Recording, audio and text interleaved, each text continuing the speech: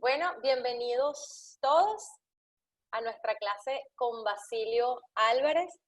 Para quienes no conocen a la compañía, Miami New Drama es una compañía residente del Colony Theater en Miami Beach, una compañía fundada por Michelle Hausman y tiene la particularidad de ser una agrupación teatral que hace solo estrenos mundiales.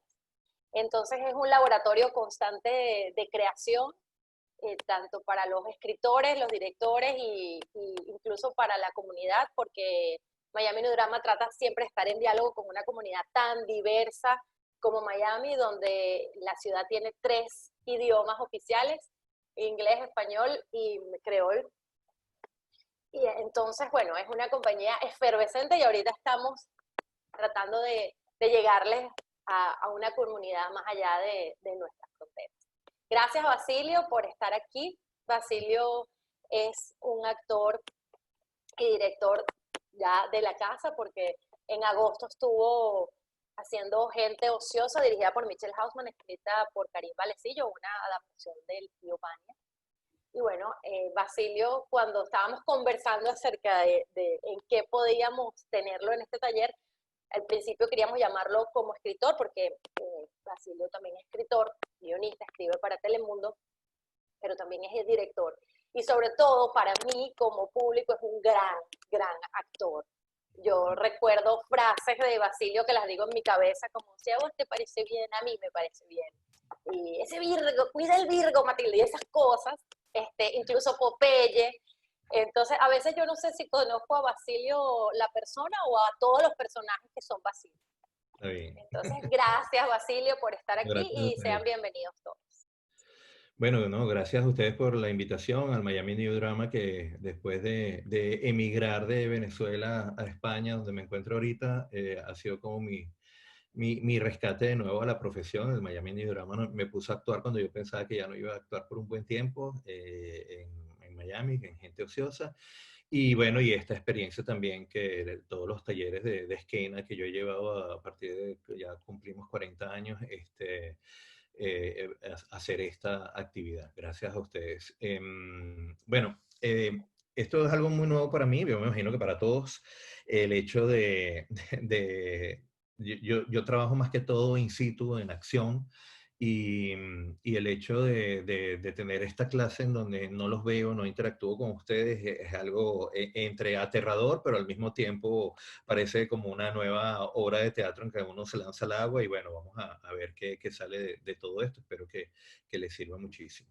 En primer lugar, bueno, yo creo que una de las cosas que quería arrancar es que en el trabajo actoral es muy importante para cualquier actor recordar cómo se acercó a esto, ¿no? Para mí, el teatro y el acercamiento a un personaje viene dado por un acto de amor, es un acto de amor profundo y aunque suene cursi, y muchas de las cosas que voy a señalar durante la sesión de hoy son un poco cursilongas en ese aspecto, porque hay una cosa que al dar una charla sobre dirección o sobre escenografía o sobre algo mucho más creativo, pero más material, el hecho del trabajo actoral ya se vuelve algo complicado en el sentido de que puede haber diferentes métodos, pero al final cada método es personal, o sea, cada actor tiene su propia esencia y su forma de llevar ese trabajo. En primer lugar, bueno, yo tenía 14 años y yo me acerqué al teatro por algo que no tenía absolutamente nada que ver con el teatro. Yo no había ido al teatro nunca en mi vida. Yo estaba enamorado de una muchacha que se llamaba Eva Briseño. Y Eva Briseño no me prestaba ninguna atención desde primaria, que estaba totalmente enamorado de ella.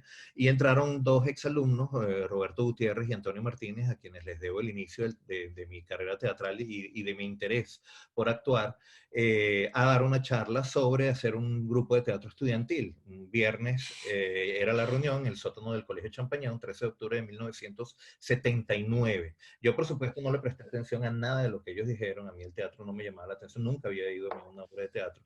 A mí me interesaba como buen hijo de españoles inmigrantes, la matemática, sacar cuentas, atender en el restaurante de mi papá y simplemente estaba haciendo lo que tenía que hacer después de estudiar matemáticas y dar clases de matemáticas. Cuando ellos se fueron, sí me acuerdo clarísimo que le dijeron a Eva Briseño: Eva, tú no puedes faltar. Cuando le dijeron, Eva, tú no puedes faltar, yo es que levanté la cara y empecé a averiguar de qué habían hablado ellos, porque no me habían enterado de absolutamente de nada. Y fue cuando me explicaron que el año anterior habían tratado de hacer un grupo estudiantil, Eva había estado ahí, Juan Carlos Hogando, que es mi gran amigo, otro de los grandes actores venezolanos que tenemos y que es parte del grupo Esquena, también lo había intentado. Pero entonces ahí fue donde yo me enteré que el viernes había una reunión, no de teatro ni nada de eso, que no entendía absolutamente nada de qué trataba, sino una reunión donde Eva iba a estar fuera del contexto del colegio, fuera del contexto del salón de clases, fuera del contexto de mí y mi timidez por acercarme a ella y ser bulleado por una cantidad de gente y bueno, y esa edad de 14, 15 años en donde uno piensa que no va a pegar uno. Yo fui a esa reunión y Eva no fue.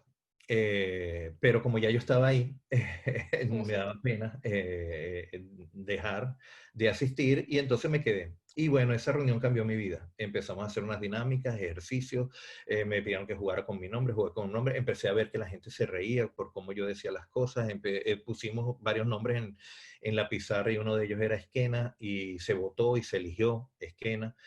Este pequeño cuento, simplemente para darles a entender que el acercamiento al hecho actoral de cada uno de nosotros, de los que están ahí detrás de esa pantalla, es fundamental y es algo muy primordial a la hora de hacer el trabajo actoral. Porque yo cada vez que voy a hacer un trabajo actoral y me enfrento a un personaje, yo me acuerdo de Eva Briseño, pero me acuerdo de que el amor fue lo que me llevó a ese espacio y a ese tratamiento de acercarme a lo que significaba el arte escénico. Y la charla de hoy la voy a tratar de enfocar profundamente en que el acercamiento de un actor a un papel que está escrito en un libro, en un libreto, tiene que ser con un profundo acto de amor, un profundo acto de amor por el personaje. Pero lo que pasa es que la mayoría de los actos de amor se confunden, son muy confusos. Bueno, qué más confuso que el amor en general, en el mundo. Entonces, el acercamiento a un personaje tiene que ser un profundo acto de amor en donde a mí me importe más la otra persona, que es el verdadero amor, que yo mismo, y no un enamoramiento. Esa es la primera diferencia que yo aprendí cuando empecé a estudiar con uno de mis maestros, Juan Carlos Llené, en donde él, como pauta, planteaba el hecho de que tanto un director como un actor para enfrentarse a un personaje lo tiene que leer, y eso es algo que quiero aclarar en esta charla. Estamos hablando del acercamiento a un personaje y a las palabras y a los textos de un personaje que está escrito. Porque hay muchas formas de crear un personaje. Existe la creación colectiva, existe la creación individual, existe que hay actores que son dramaturgos y se acercan por medio del cuerpo y escriben su propio personaje. Pero yo voy a hablar aquí específicamente de un personaje que está escrito en una obra que está escrita, que a mí me interesa hacer y que por lo tanto yo me voy a acercar a ese personaje. Y ese personaje no lo puedo leer una sola vez. Si lo leo una sola vez es como el enamoramiento adolescente, la diferencia con el amor. Es como una chica que yo acabo de ver, que pudo haber sido Eva Briseño, que la veía, que nunca la conocí profundamente, que me apasionaba, que movía mi cuerpo, pero tal vez si llegara a conocerla, como a veces nos pasa, que terminamos de novios de alguien que conocimos en una fiesta y a las 2 semanas empezamos a decir, ah, pero esta persona cambió, esta persona no es la misma que yo conocí. No, lo que pasa es que estás empezando a conocer a esa persona y a darte cuenta de quién es esa persona, con un personaje exactamente igual. Lo que pasa es que cuando asumes un personaje, el amor que tienes que sentir por ese personaje te hace no dejarlo, sino tratar de darle vida tal y como es él, no tal y como tú lo quieres ver. No utilizar el personaje para mis propios beneficios, sino usarme a mí para el beneficio del personaje. Ese es el planteamiento fundamental de la charla de hoy. Para iniciar esto, les voy a poner un video, voy a compartir un video, dura 6 minutos. Al principio está un poco oscuro, pero es porque la iluminación es un actor, es un gran actor que yo admiro, Luis Omar, es un monólogo que él hace, el teatro del grupo de Teatro Libre de Barcelona, que es uno de los grandes grupos de teatro de España. Es un texto de Luisa Cunillé y está dirigido por Xavier Alberti. Vamos a ver y prestarle mucha atención a estos 6 minutos que tiene este actor para después analizar lo que hace. Aprovecho esto para decirles que si tienen preguntas pueden hacerlas, es mejor hacerlas por la sesión que dice Q&A, donde podemos responderlas al final de la charla y todos sus comentarios en el chat también las vamos a estar leyendo y también pueden intervenir subiendo la mano también al lado derecho del chat. ¿Está compartida? ¿Lo ven ahí? Ok, perfecto. Perfecto. Ok, voy a lanzarlo, cualquier cosa me dice. Al principio recuerden que está muy oscuro, pero después presten mucha atención a todo el desarrollo. Arranco.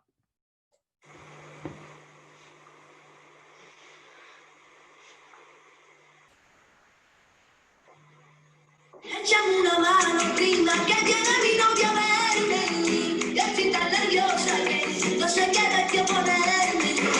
Échame una mano, prima, que tiene mi novia verde. Yo estoy tan nerviosa que no sé qué vestido ponerme.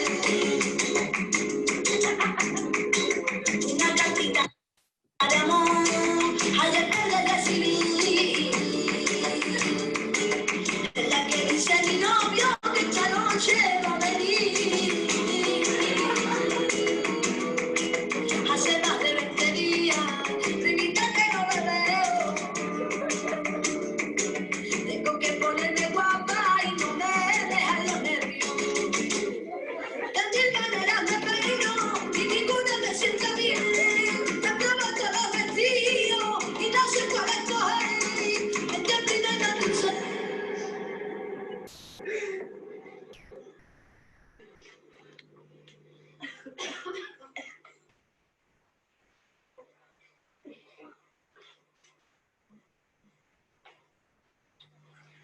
Una noche de verano, muy calurosa. Estaba sentado en la terraza de un bar, en el barrio de Gracia de Barcelona.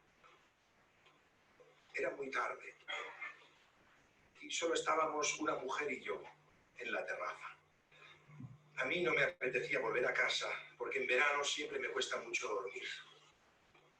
La mujer también parecía matar el tiempo porque ya hacía mucho rato que se había terminado su copa. De vez en cuando nos mirábamos. Yo miraba de adivinar qué o a quién esperaría ella.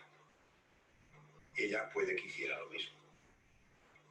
El caso es que después de un rato llegó un hombre muy bronceado que se sentó en la mesa de la mujer y los dos se pusieron a hablar. A mí aquella intrusión, no sé muy bien por qué, me molestó. Así que dejé de mirarles y consideré seriamente la posibilidad de volver a casa. Pero entonces el hombre bronceado se levantó, se acercó a mi mesa y muy amablemente me dijo si quería acompañarles. Miré a la mujer, que ya se había levantado y que también me miraba. No había ninguna expresión especial en su rostro. Me levanté y seguí a ambos hasta un coche aparcado no muy lejos. Me senté detrás sin apenas mirarles, ni decirles una palabra.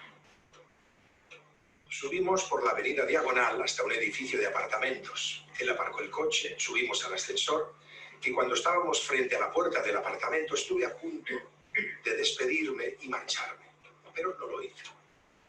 Y entré con ellos. El hombre se quitó una americana clara que llevaba puesta y se fue al lavabo, porque enseguida oí correr el agua. La mujer se fue a la cocina a buscar 3 vasos y una botella de whisky. Recuerdo que no me preguntó si me apetecía ni si lo prefería con hielo. Llenó un vaso y me lo dio. El hombre entonces salió del lavabo, cogió un vaso de encima de la mesa y los 3 levantamos el vaso a la vez y nos miramos con una sonrisa antes del primer trago. Ella puso un disco de Niña Pastori, que a mí también me gusta mucho, y que se lo agradecí con otra sonrisa. Los 3 estuvimos escuchando a Niña Pastori sentados unos 2 o 3 minutos sin decir nada, sin mirarnos, hasta que de pronto ambos se levantaron. Ella se fue hacia el dormitorio y él, siempre muy amable, Me dijo que enseguida me avisaría. Se fue tras ella y cerró la puerta. Yo me quedé en el salón con el vaso de whisky en la mano, mirando cómo rodaba el disco de Niña Pastori. Volví a llenar el vaso y encendí un cigarrillo. En aquella época todavía fumaba. Pasó mucho tiempo. El disco ya se había terminado hacía rato y yo estaba lo bastante bebido para seguir allí esperando todavía. Decidí entonces ir hasta la puerta del dormitorio y llamar. Pero nadie me contestó. Llamé un par de veces más, hasta que reuní el valor suficiente para abrir la puerta. Los dos estaban en la cama, completamente desnudos, durmiendo. El hombre muy bronceado y ella muy blanca. Me acerqué.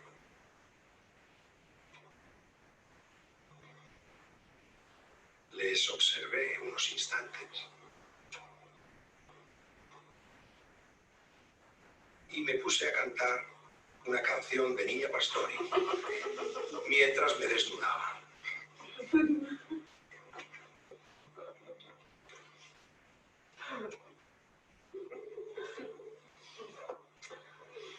Esta historia no ha ocurrido jamás.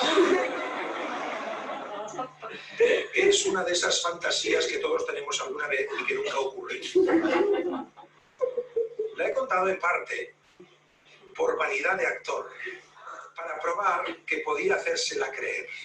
No, en realidad lo que quería probar es que la realidad en el teatro tiene que ver más con la credibilidad que con la realidad. De hecho, la realidad en bruto es muy poco teatral.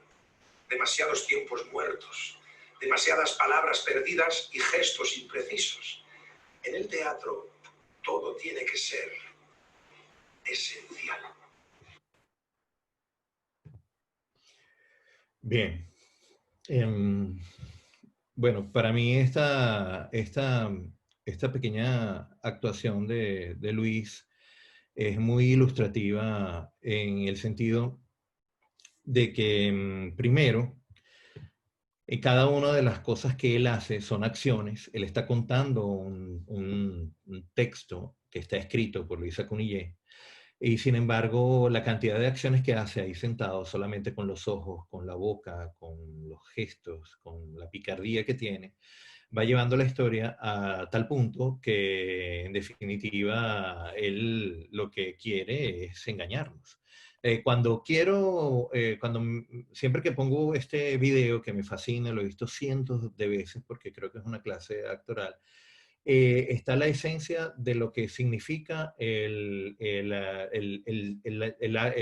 trabajo teatral en lo que tiene que ver con que es una fantasía. O sea, para mí es fundamental romper el paradigma del trabajo natural o la verdad sobre un escenario. Una cosa es la verdad y otra cosa es la credibilidad, como él dice ahí.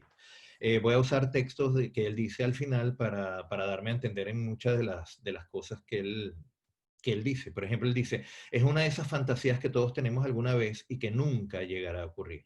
El actor, frente al personaje, el personaje es una fantasía que tal vez en su vida nunca llegará a ocurrir, pero que al trabajarla y prestarle yo mi cuerpo para que él tome esa carne y se materialice, esa fantasía yo la hago creíble, la trabajo. Y otra cosa que me interesa mucho aquí de aclarar es que el trabajo actoral, como él bien dice, no tiene que ver, desde mi punto de vista, sé que hay muchas tendencias, pero desde mi punto de vista, con el trabajo de la naturalidad, de que ocurra realmente tal y como sucede en la calle o tal y como sucede en mi casa. Si yo voy a trabajar un personaje para darle una naturalidad que se vea tal y como sucede en un bar, o tal como sucede caminando por la calle, o tal como sucede en una estación de servicio, para mí eso no tiene la rigurosidad, la esenciabilidad credibilidad, la vida teatral que necesita para que tenga una credibilidad frente al escenario. Para yo ver algo que está sucediendo afuera en la calle, para eso me quedo en la calle. Si asisto al teatro, si asisto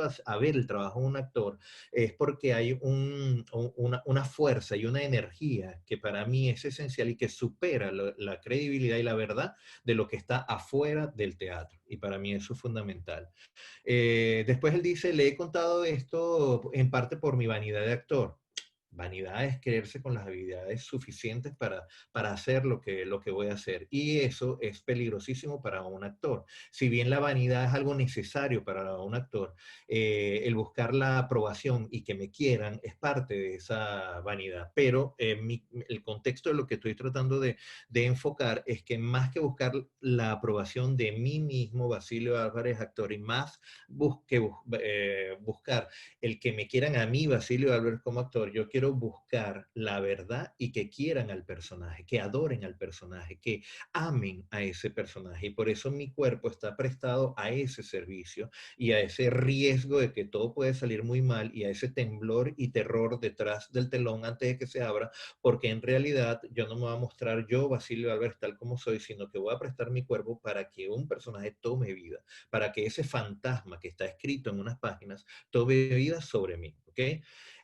También él habla sobre que quería probarme a mí mismo la posibilidad de hacérselas creer, indudablemente que eso es fundamental. Todo actor que se somete a una función de teatro y a un estudio y a unos meses de ensayo, está tratando de probarse a sí mismo si es capaz de hacer creer primero a él mismo y después a los demás la vida de este personaje que está escrito en un papel, que fue producto de la imaginación, que fue producto de una fantasía. Y por eso, tanto los ensayos como la función es una cita que el actor tiene con la verdad y con la búsqueda de la verdad.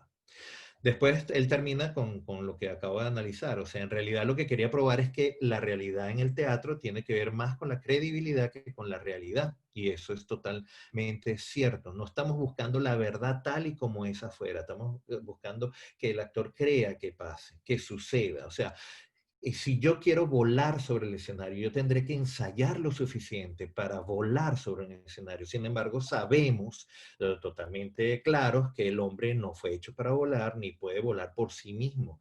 Sin embargo, yo lo que voy a tratar de hacer junto con el director, con mi equipo y con el trabajo personal del actor es tratar de volar sobre el escenario y que el espectador sienta ese tipo que está ahorita sobre el escenario está volando. O sea, lo estoy viendo volar, no necesariamente es verdad que esté volando, pero es totalmente creíble que lo que está haciendo me hace sentir que él está volando. Y entonces ahí es donde yo trato de entregar mi cuerpo a ese ejercicio que es el personaje. En esto que yo acabo de hacer, un ejercicio que yo hago con los muchachos es ponerles, después de ver esto, que cada uno de ellos recuerde una fantasía o recuerde una anécdota o invente una fantasía o invente una anécdota para relatarla 5 minutos en el escenario. Se separa en el escenario, ahorita no lo vamos a hacer, pero es una forma de explicar corporalmente uno de los ejercicios que yo hago. ¿Qué sucede generalmente? Generalmente los muchachos o la gente que hace este tipo de ejercicios empieza a llenar de sentimientos y explicación de sensaciones, explicaciones sobre las emociones que abundan en lo que ellos sienten que quieren explicar. Fíjense que en lo que acaba de hacer Luis, si lo recuerdan y queda en la memoria, él acaba de contar una serie de acciones. Yo me senté en un café porque hacía mucho calor y no quería estar en mi casa. Había una muchacha sentada frente a la mesa donde yo estaba. Después llegó un señor que está sumamente bronceado, que tenía su piel bronceada y lo repite varias veces. Ya yo me iba a ir a mi casa, estaba tratando de ver qué quería esa mujer. O sea, son puras acciones. Después me monto en un auto, después me abren la puerta, después me sirven un whisky, después ponen un disco de Niña Pastori. Es una secuencia de acciones. Y esto es lo que fundamentalmente se basa el trabajo del actor y por eso cuando Viviana me pedía un título para la charla, yo hablaba sobre el hecho de la sombra de las palabras, porque las palabras están escritas en un papel, pero yo tengo que buscar las acciones con las cuales yo voy a realizar cada uno de esos diálogos. En este caso, el diálogo ya tiene las acciones y Luis Cunillé no se molesta respuesta de tratar de emocionar o tratar de emocionarse él, sino de contar lo que está pasando y realizar acciones súper pequeñas de lo que está sucediendo para que el espectador sea el que se quede prendado y el que se quede extasiado con lo que está sucediendo hasta que al final él corta y dice todo esto es mentira. Es más, la risa que él hace al final es muy interesante porque él comienza a reírse después que dice que se desnudó, cantó una canción de Niño Pastor y los dos cuerpos están desnudos sobre la cama y entonces uno piensa que se está riendo de lo que viene a continuación y en realidad la risa se mezcla con la credibilidad de que revela el truco y le dice en realidad esto nunca ocurrió. Y entonces esa es la maravilla en donde tú te descubres y te das cuenta que todo es una fantasía, porque el texto está escrito así.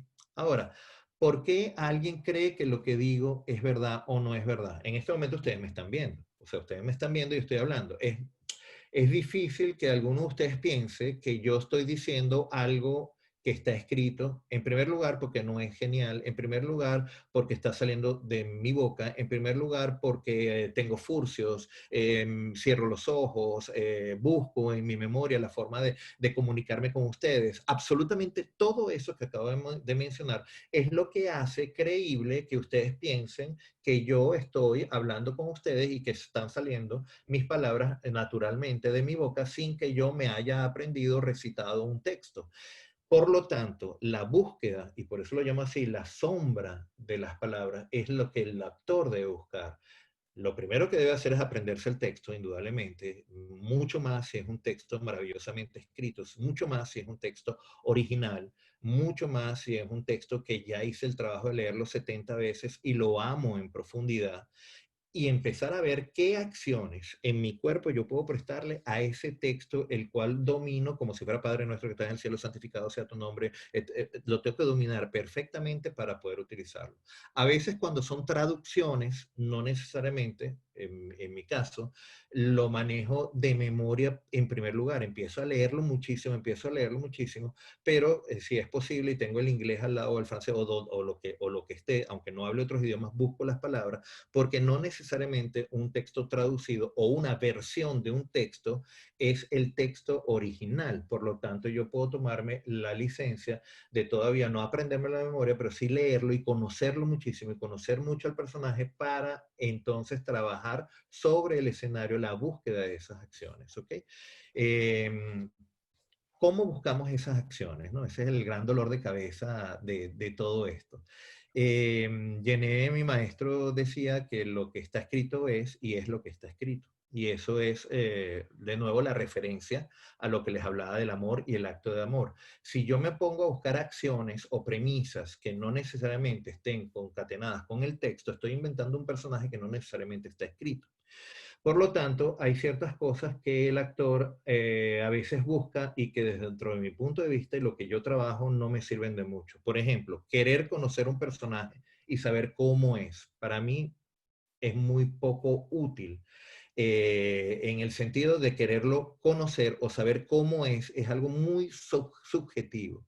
Muchas personas, por ejemplo, hacen un estudio de la psicología del personaje, muchas personas empiezan a elaborar una historia antecedente del personaje, que no necesariamente está escrito, y muchas personas, y este es un término delicado, empiezan a hablar sobre lo que siente el personaje.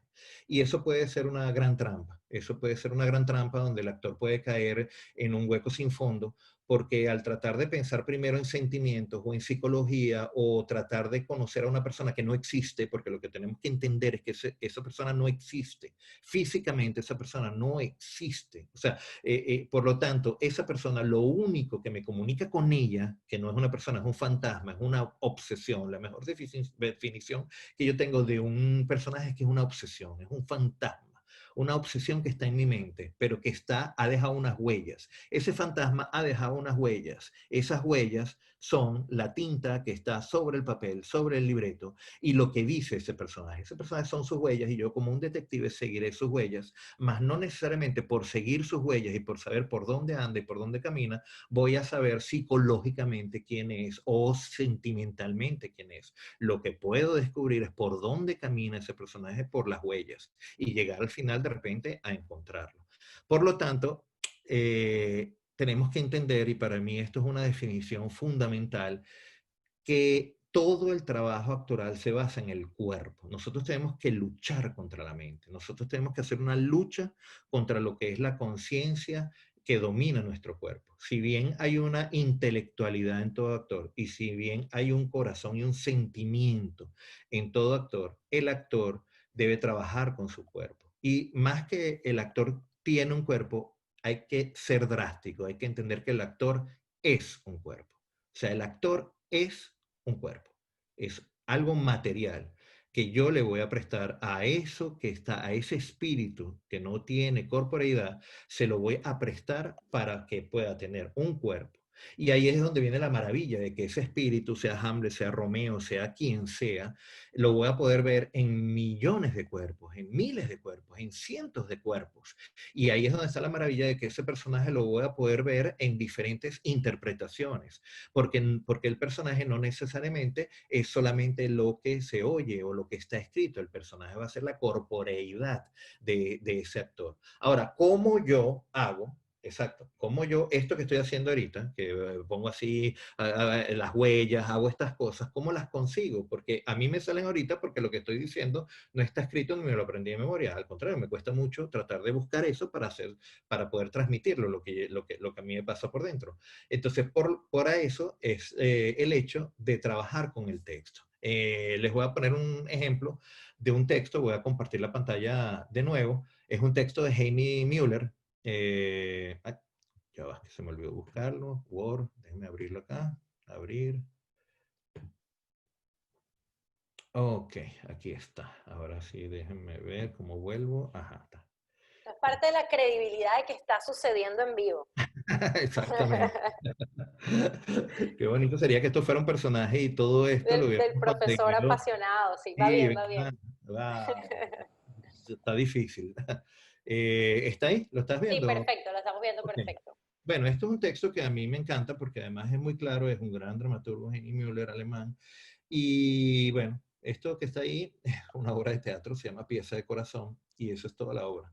Un poco como La máquina Hamlet, que es otro texto de Heini Müller que está escrito en apenas 3, 4 páginas y después, por ejemplo, nuestro gran maestro venezolano uruguayo, pero más venezolano que uruguayo, Hugo Oliva, hizo un montaje maravilloso en Caracas con 4 páginas, inventó toda una secuencia de acciones y maravillas de esos personajes, partiendo de un texto de 4 páginas que si se hubiera limitado a leerlo, hubiera durado exactamente 4 minutos. Este texto son 2 personajes. Uno dice, ¿puedo poner mi corazón a tus pies? Dos dice, si no me ensucias el piso. Uno dice, mi corazón está limpio. Dos dice, eso ya lo veremos. Uno dice, no puedo sacarlo. Dos, ¿quieres que te ayude? Uno, si no te molesta. Dos, será un placer. Yo tampoco puedo sacarlo. Uno, llora. Encerrado entre paréntesis, una didascalia.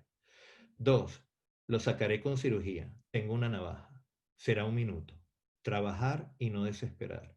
Bueno, aquí está. Pero esto es un ladrillo. Tu corazón es un ladrillo. Uno, pero late solo por ti. Bueno, este es un texto que en 2, 4, 6, 8, 10 diálogos y una acción marcada en didascalia que dice que llora, tiene un contenido súper fuerte y una cantidad de acciones escondidas ahí. Por lo tanto, no lo podemos aprender de memoria, podemos decirlo, es más, podemos empezar a sentirlo. Pareciera ser bastante sencillo por los diálogos, que puedo poner mi corazón a tus pies. Una pregunta, si no me ensucias el piso, mi corazón está limpio, epa, ¿qué pasó? Tampoco así. Eso ya lo veremos, ¿verdad? No puedo ser. Hay una cantidad de intenciones que uno puede descubrir en un principio, ¿no?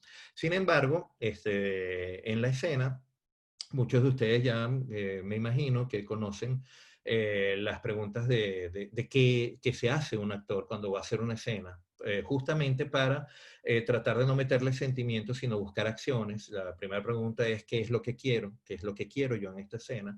La segunda pregunta es ¿por qué lo quiero? Y la tercera pregunta es ¿cómo lo voy a conseguir? ¿Qué voy a hacer para conseguirlo? ¿Ok? Paso muy arriba de esas preguntas porque, no sé, me imagino que ya la mayoría los conoce, sin, hay gente que no las conozca, pues son preguntas para buscar acción en los personajes, acciones específicas, y saber qué quiere el personaje, más que saber qué siente, más saber qué piensa, más saber cómo es, a mí me interesa saber qué quiere el personaje, ¿ok? Y claro, si lo analizamos, depende de cada actor, depende de cada director, puede variar, ¿ok? Para tratar de descubrir lo que el dramaturgo puso, pues puede haberse coincidir o puede no coincidir. O uno puede arrancar a veces con una pregunta, con una respuesta, y en el camino conseguir otra. ¿Puedo poner mi corazón a tus pies? Pues uno podría decir, bueno, uno lo que quiere es poner el corazón a los pies de dos, punto, ya, listo. Dos, si no me ensucias el piso. Dos, dice, eso ya lo veremos. Dos, ¿quieres que te ayude? Dos, será un placer, yo tampoco puedo sacarlo. Lo sacaré con cirugía, tengo una navaja, será un minuto, trabajar y no desesperar. Bueno, aquí está, pero esto es un ladrillo, tu corazón es un ladrillo. La acción de dos podría ser descubrir qué es lo que él quiere, ¿no? En ese caso, ¿no? Pero la acción de uno está muchísimo más clara para proceder. Sin embargo, yo no trabajo tanto así. Yo trabajo, como dije antes, pensando que eso que está ahí son manchas sobre un papel. Después lo que trato de hacer es ponerle tamaño a esas manchas, o sea, pensar que esas letras y esas palabras son tan grandes que yo apenas puedo ponerme por detrás de ellas para ser la sombra de ellas. Y entonces lo primero que trato de hacer es fijar en ese texto las palabras que más me llamen la atención. Primero en sustantivos, no en verbos, sino en sustantivos. Por ejemplo, a mí, a Basilio Álvarez, en ese texto me llaman la atención esas palabras que yo acabo de colocar en azul. Mi corazón, tus pies. ¿Por qué mi corazón va a estar a tus pies? El piso. O sea, yo quiero poner ahí en el piso algo. Mi corazón, de nuevo, trato de defenderlo frente a los demás. La palabra cirugía. O sea, de repente todo eso que yo quería noblemente o cierto poner mi corazón a los pies se convierte en una cirugía donde aparece una navaja, donde se supone que en un minuto de tiempo va a ocurrir algo, donde se descubre que al final mi corazón es un ladrillo y donde la otra persona está viendo que mi corazón es un ladrillo, no necesariamente lo estoy viendo yo, para la otra persona, ese corazón es un ladrillo. Y al final, pero late solo por ti. Lo primero que yo hago en el trabajo de esta escena es tratar de ir al escenario. Estamos hablando de un trabajo personal del actor. No estoy hablando del trabajo de ensayos. Todo lo que les estoy comentando es compartiendo un poco con ustedes, que es difícil en una charla porque ahorita lo que primero que haría con ustedes es ponerlos a todos con este texto y que cada uno eligiera 2, 3 palabras y empezar a ponerlos a correr sobre el escenario, a brincar, a saltar, a hacer giro, caída y empezar a poner una música, pero no a arremeter contra la escena, a arremeter con el texto, sino a arremeter contra algunas palabras. Y fíjense que uso la palabra arremeter porque en cierta forma cuando el texto ya empiezo yo a tratar de averiguar cuál es la acción y quién es el fantasma que está escondido a la sombra de ese texto, empiezo con palabras y arremeter genera un acto de violencia.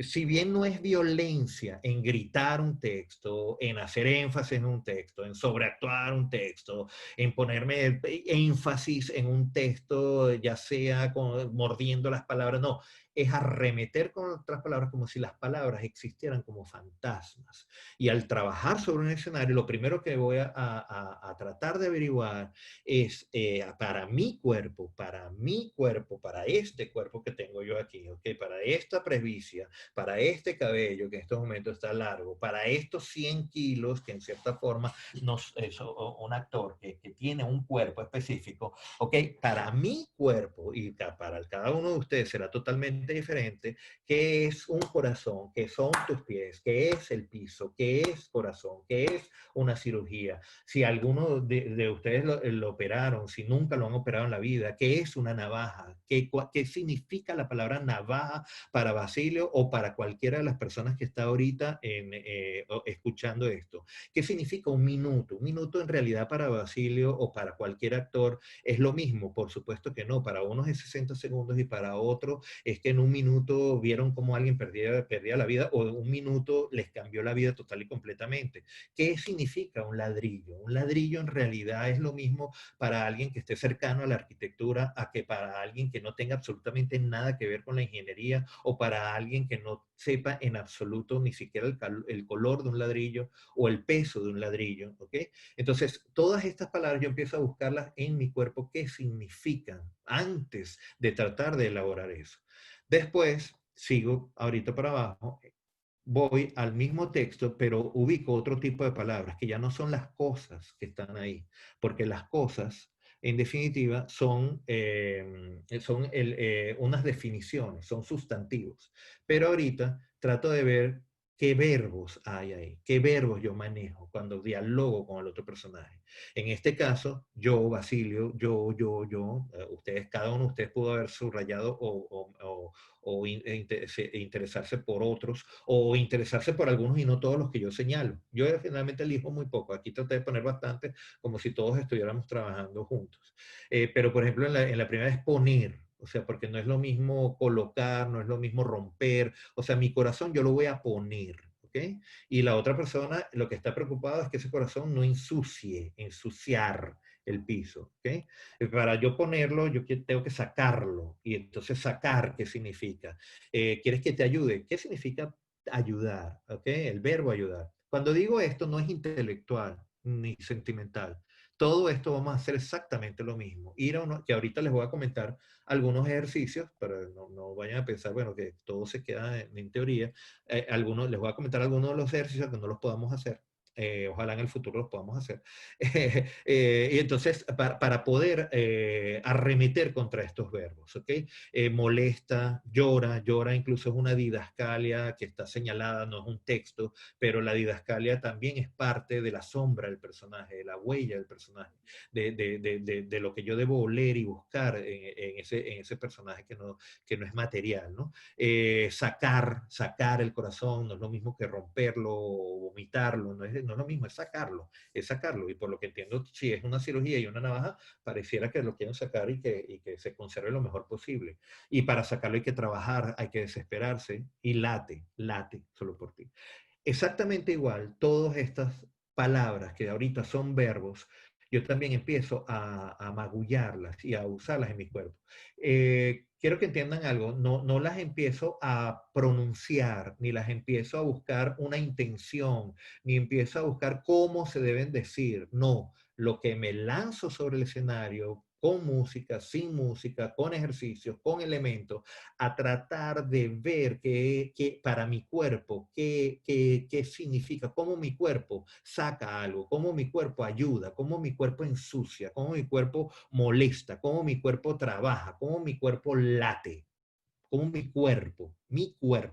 No, jamás la mente ni algo consciente. En el momento en que metemos la conciencia o que la mente nos domina, perdí la batalla actoral, porque resulta que hay un geniecito aquí que supuestamente cree que lo sabe todo y que me está diciendo cómo hacer las cosas. Y al decirme cómo hacer las cosas y al tratar de hacer ese personaje como mi mente está diciendo que lo haga, al final no va a tener vida propia y por lo tanto intuyo que el espectador lo que va a ver es alguien haciendo algo que le pasó por la mente, que alguien le dijo que lo hiciera así. No necesariamente el director. A veces el mismo actor se está diciendo cómo hacer las cosas, porque la mente es la que está trabajando y no lo corporal, no lo pasional, no la obsesión que tengo por darle vida a ese espíritu. Eso es. Ok, voy a dejar de compartir la pantalla otra vez. Aquí estamos de nuevo. Ok. Claro, aquí viene el meollo del asunto. Todo esto que acabo de vomitarles así de golpe, casi que corriendo. Yo a veces hablo muy rápido, pero es porque el tiempo me desespera y trato de avanzar y de transmitirle lo más que pueda en esta hora que vamos a estar hablando. Y después, bueno, lo bueno es que después si hay preguntas y ahí se va a extender más.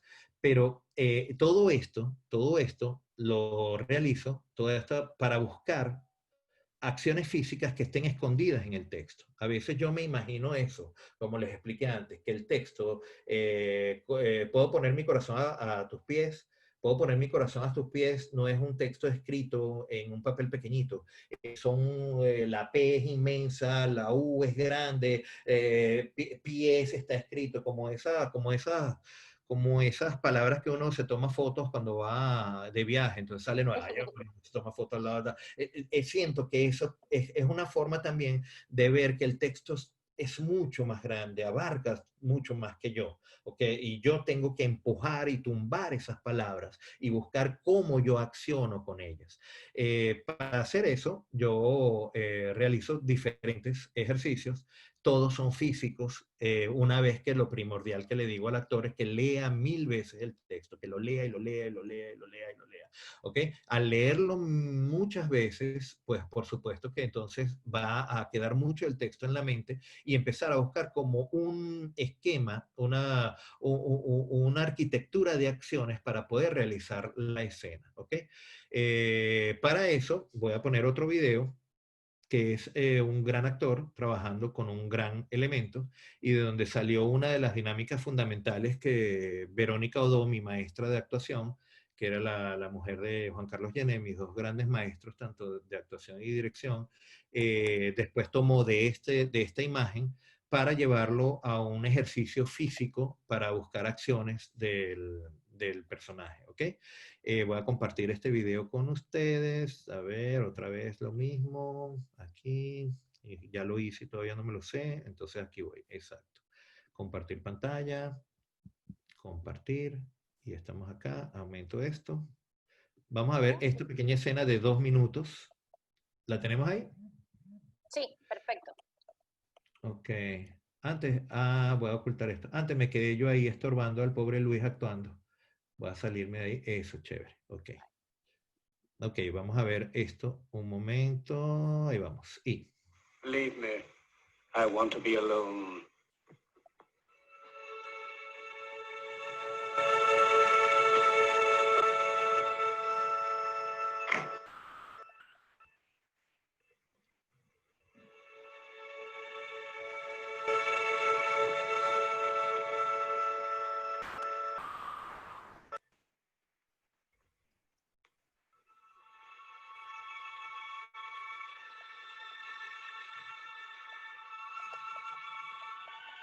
Out Caesar, out Nolus, Emperor of the world.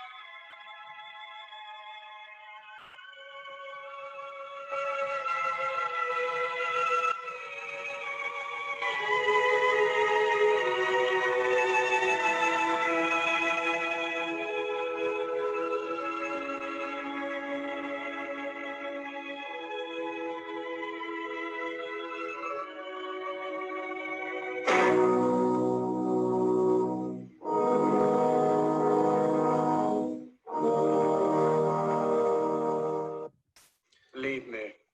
I want to be alone. Ok. Ay, voy a ponerle- Ok, listo. Sacar esto. Vamos Ni a una ver. sola palabra. Tal cual. Bueno, esa es la gran diferencia a lo que le voy a explicar ahora. Ya, a ver, aquí estoy. Ahora me perdí, no sé dónde volverme a poner.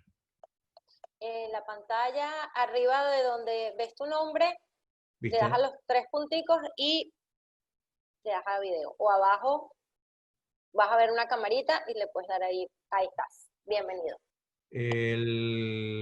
Iniciar mi video. Ok. Ah, Ahí estás. Ya te estamos viendo. bueno, yo no me veo, pero bueno, mejor. A mí no me gusta verme.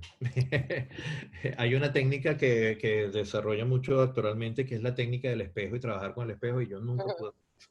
Pero bueno, sí, porque además la técnica del espejo me pasa un poco con el trabajo de la naturalidad, que entonces al trabajar el espejo estoy como tratando de elegir yo cómo me veo o de elegir yo acciones que estoy haciendo, y entonces es indudable que mi cerebro está tomando una decisión sobre mi cuerpo Claro. que creo que no es natural, no es fiel al personaje. Entonces, por eso tanto énfasis en buscar de que sea el cuerpo el que sea el que encuentre las cosas. En ese sentido, bueno, volviendo al video, este video, cuando lo vio mi maestra Verónica Odó, empezó a plantear un trabajo con globos. Nosotros trabajamos mucho con globos en esquema. No somos los únicos, salen libros, salen en todas partes. Los oyentes, los que nos están viendo, muchos han trabajado con globos. Quizá lo que quiero hacer énfasis es que cada ejercicio, ¿qué pasa? Si yo pongo un ejercicio en donde cada quien va a trabajar con un globo, una música, o a veces sin música, sino acciones, para poder probar el texto, hay una cosa fundamental que a mí me interesa que entiendan cuando ustedes, porque los ejercicios se diseñan. Los ejercicios se inventan, los ejercicios se pueden buscar en libros, pero lo que quiero que comprendan es que todo ejercicio que yo voy a hacer como trabajo del actor, y les hablo así personalmente, o sea, yo no tengo ensayo, yo ahorita estoy en mi casa, esta noche es que tengo ensayo, pero yo ahorita me voy a encerrar en mi cuarto y voy a hacer un ejercicio, o me voy a ir a una sala y me voy a hacer un ejercicio. El actor trabaja en sí mismo porque muchas veces los grupos o el director que te toca a veces no tiene tiempo o no utiliza este tipo de estrategia, pero para uno, si a uno le funciona, uno debe hacer el trabajo personal sobre eso. ¿Qué hacía Verónica y qué hago yo y qué hace, bueno, una cantidad de directores en Esquena y que no son de Esquena también? El ejercicio del globo se pone en unas iniciativas, cada quien tiene su globo, lo infla y se ponen unas condiciones, unas reglas. Por ejemplo, que el globo no se puede caer al piso y si cae al piso la explosión es monumental y bueno, es una explosión nuclear, o sea, es imposible que ese globo se caiga al piso. Eso lo asumo a tal nivel que cuando yo veo este video de Chaplin y el globo rebota en el piso, siempre me da como una justo porque supuestamente no debe caer en el piso en el ejercicio. Segunda condición, yo el globo solamente lo puedo mantener con un punto de mi cuerpo en el aire, con un punto, o sea, nunca lo puedo agarrar, nunca lo puedo presionar con dos puntos de mi cuerpo. ¿Qué es lo que pasa al poner esas dos condiciones? Esas dos condiciones son muy interesantes porque un actor va a buscar acciones físicas y va a crecer y va a conseguir cosas en su cuerpo en la medida en que él se invente un juego donde se ponga unos límites. Si uno no se pone unos límites, uno puede empezar a crear 1000 cosas que tengan un contenido infinito de significados, mas no se crece. Okay. Aunque parezca mentira, si yo en esta pantalla yo tengo que inventarlo todo, entonces aquí es donde voy a poder crecer como actor, porque no, en primer lugar ya no puedo usar mis piernas, ya no puedo usar mi pelvis, ya no puedo usar mi barriga, tengo que usar solamente esto. Entonces tengo que crecer de la mejor forma posible en todo lo que yo pueda investigar en estos límites. Al uno poner límites en un ejercicio, pero que sea un juego, uno recuerda por lo que se metió en el teatro. Primero, por Eva Briceño, y segundo, ese día me divertí muchísimo y fue tan divertido y fue tan agradable y fue tan fascinante que quise repetir esa experiencia y bueno, llevo 40 años repitiéndola, donde puedo y Y es cuando puedo. inacabable. Y es inacabable. Entonces, pero al ser inacabable, si no te pones unos límites en el juego, o sea, si el ajedrez no tuviera unas reglas, no valdría la pena jugar ajedrez. Si el parchís no tiene unas reglas, si las cartas, si el póker no tiene unas reglas, no es divertido, porque entonces no puedes perder, o sea, no puedes fallar, no puedes equivocarte. Y si no puedes equivocarte, si no puedes fallar y si no puedes salir muy mal, entonces puedes hacer cualquier cosa y todo es válido. Y si puedes hacer cualquier cosa y todo es válido, no entonces consigues lo que Luis dice en su monólogo, lo esencial. Y en el teatro necesitamos lo esencial. Por lo tanto, el ejercicio que ustedes inventen de acciones físicas, en este caso el del globo, por ejemplo, al tener esas condiciones, yo, ¿qué pasa? Que no estoy limitando el globo, no estoy limitando el elemento. Yo voy a tener que moverme por el escenario muchas veces por lo que decida el globo, por lo que decida ese objeto. Y lo que estoy buscando está fuera de mí, no está en la mente, está fuera de mi cuerpo. Y si yo trato de evitar que ese globo que en un momento yo juego con él puede caer al piso y me tengo que lanzar para evitar que ese globo toque el piso, porque si toca el piso explota todo el teatro, entonces en ese momento yo voy a realizar acciones físicas en donde puedo probar el texto con el globo, primero los sustantivos, corazón, ladrillo, puedo probar los verbos con el globo y así una cantidad de ejercicios. Este ejercicio que acabo de explicar, en su esencia, es un juego pero con reglas. Cada uno de ustedes puede diseñar ejercicios o buscarlos en un libro. En este momento no importa.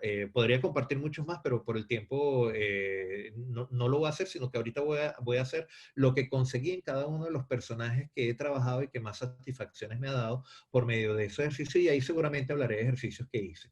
Pero lo fundamental de un ejercicio corporal es tener la conciencia de que mi cuerpo es el que va a reaccionar a eso, porque nos basamos en algo, que es el cuerpo el que recuerda las sensaciones físicas que me han pasado a mí en la vida. ¿Ok? Y en eso voy a poner como ejemplo, voy a ir al ejemplo, que lo puse aquí como una listita. Ok, el primer personaje, que bueno, hay muchos personajes, pero el primer personaje que yo recuerdo haber trabajado es en un musical de Pinocho y me tocó el personaje de Gepetto. Por ejemplo, el personaje de Gepetto, a mí me tocó una circunstancia, lo trabajé con un gran maestro que es Levi Russell, un maestro que me enseñó todo lo que significaba la disciplina, el trabajo, la constancia, la puntualidad, el trabajo en grupo, el respeto por los demás.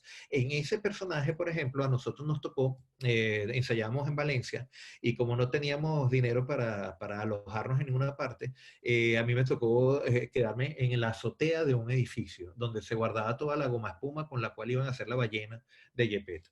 Entonces, yo, ¿qué fue lo que hice? Al trabajar ese personaje, que por supuesto tenía mucha mayor edad que yo, en aquella época, incluso tiene más edad que yo actualmente, así que Sí. en aquella época estaba mucho más lejano a nivel de edad de ese personaje, empecé a trabajar y ponerme como límites las láminas de goma espuma que estaba ahí, todos los materiales, y empecé a hacerme pasillos en toda la azotea, ¿okay? Como yo dormía ahí solo y no tenía absolutamente nada, y empecé a trabajar físicamente a Gepetto con el texto y con todo y con todos los diálogos que ya me había aprendido del personaje, y empecé a conseguir, primero por el cansancio y trabajar tardísimo en la noche y empezar a tratar de buscar cosas en la voz y ponerme como límite que solamente podía surcar esos pasillos, a empezar a conseguir una cosa en la voz y en la forma de manejar los dientes, la forma de manejar la lengua, en la forma de mascar el agua, en la forma de trabajar con el paladar,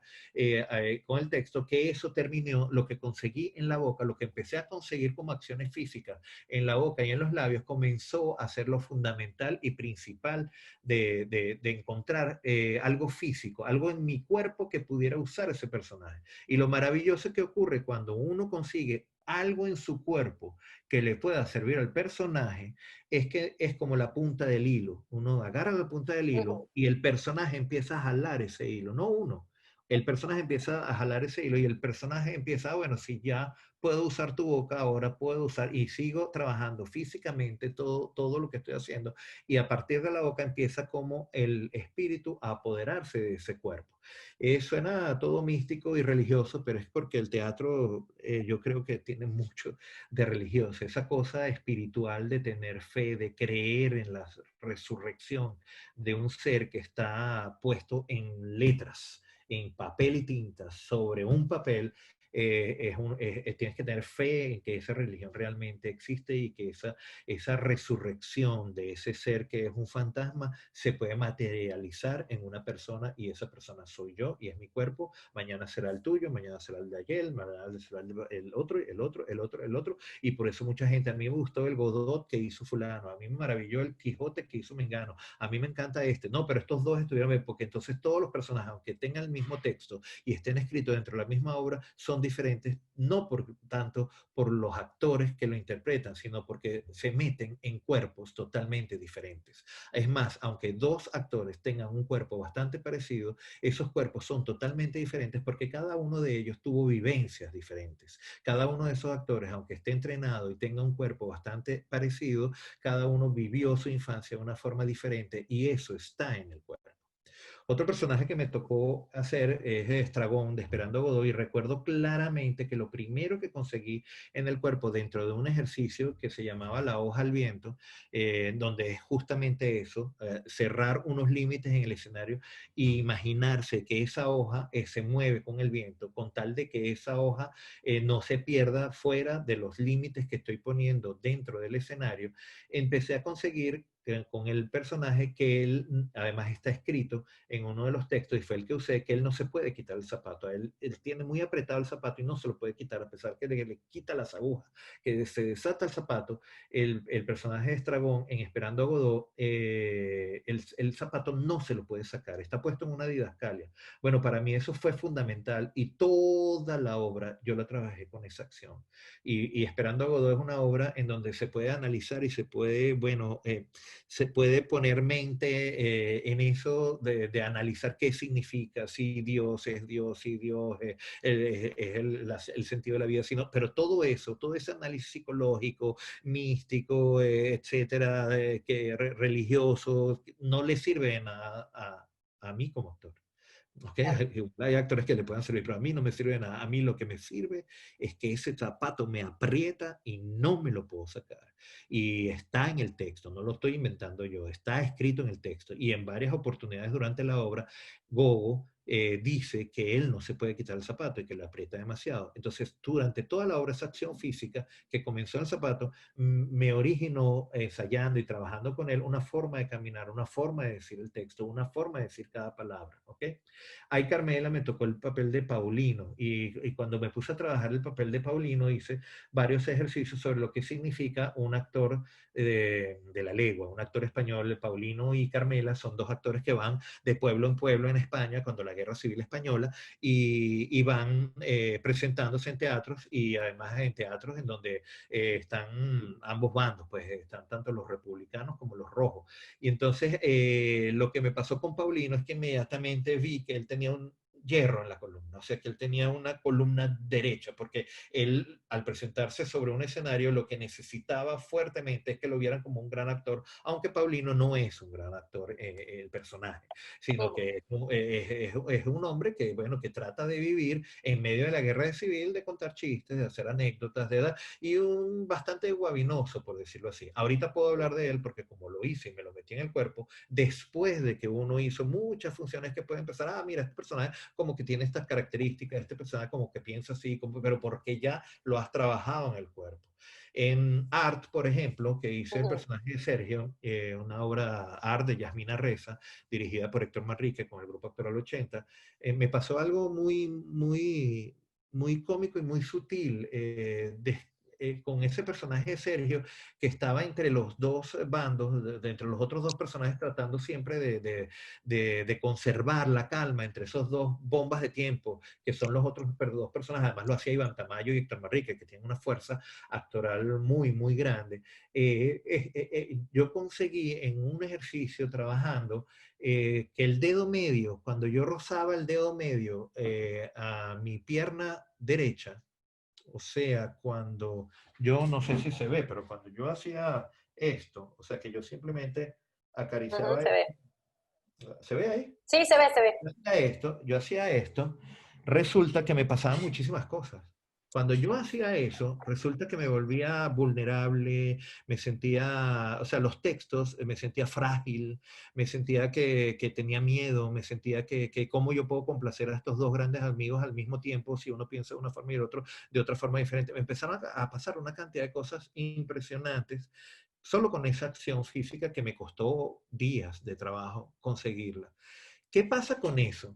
En teoría, para tratar de que no sea solamente brujería esto que les estoy tratando de explicar, dentro de la explicación, vamos a decir teórica o psicológica de este dedo medio rozando la pierna, tiene que haber en mi cuerpo algo que sucedió a los 5 o 4 años, yo qué sé, o a los 12 o a los 10 o a los 2 años, o cuando empecé a caminar al año y medio o al año, que cuando yo rozaba ese dedo con eso, algo pasó, algo sucedió en mi cuerpo o algo descubrí en mi cuerpo. Y el cuerpo es el que recuerda, no la memoria. No estoy recordando cuando yo fui frágil y resulta que yo era pequeño y mi papá me pegaba, etcétera. Esto es mentira, mi papá, bueno, sí, me pegó una vez en la vida, pero bueno.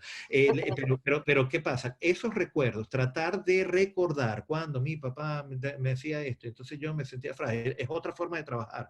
A mí no me funciona, porque siento que la mente está buscando un recuerdo que está cognitivo y yo me estoy aprovechando de ese dolor o de eso que está guardado en mi cerebro en la memoria como un recuerdo, y estoy tratando de transmitirlo sentimentalmente y prestárselo al personaje.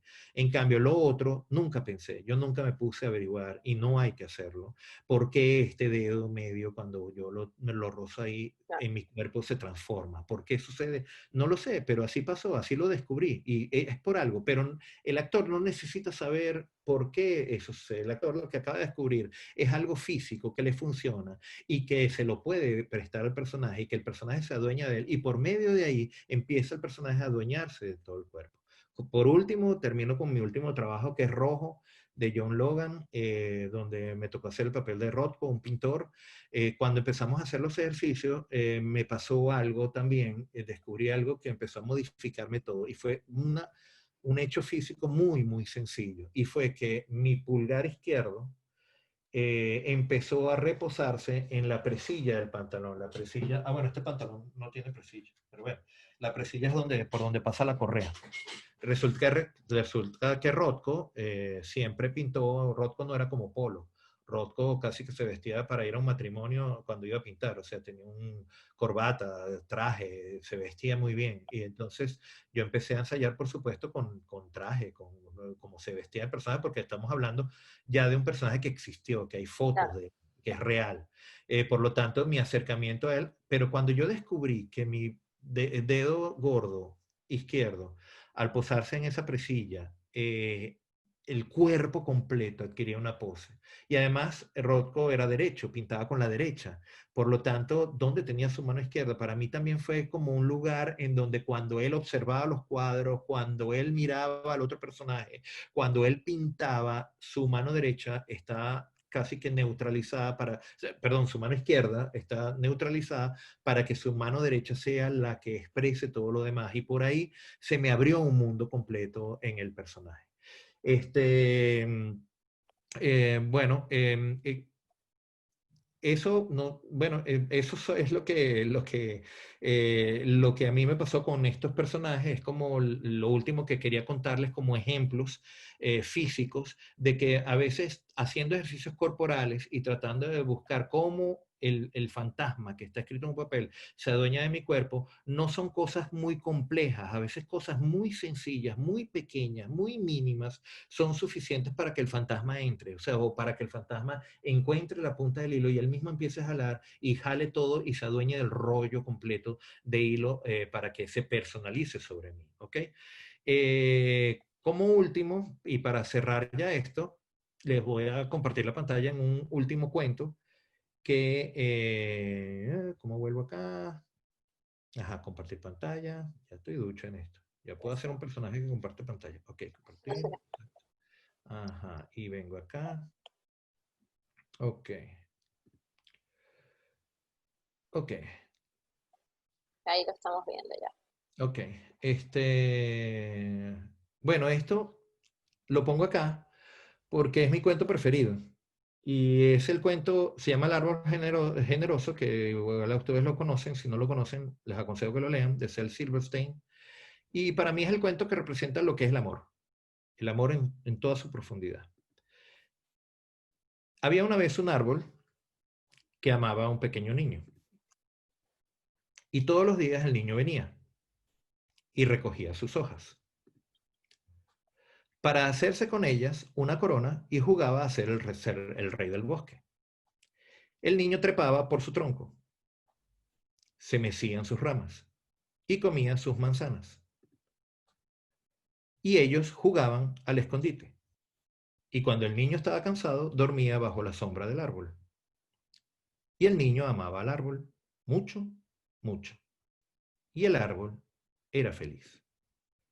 Pero pasó el tiempo y el niño creció. Y poco a poco el árbol se fue quedando solo. Pero un día el árbol vio venir a su niño y le dijo: ven, niño, súbete a mi tronco y mécete en mis ramas y come mis manzanas y juega bajo mi sombra y sé feliz. El niño le dice: yo soy muy grande para trepar y jugar, dijo el niño. Yo quiero comprar cosas y divertirme, y para ello necesito dinero. ¿Tú podrías dármelo?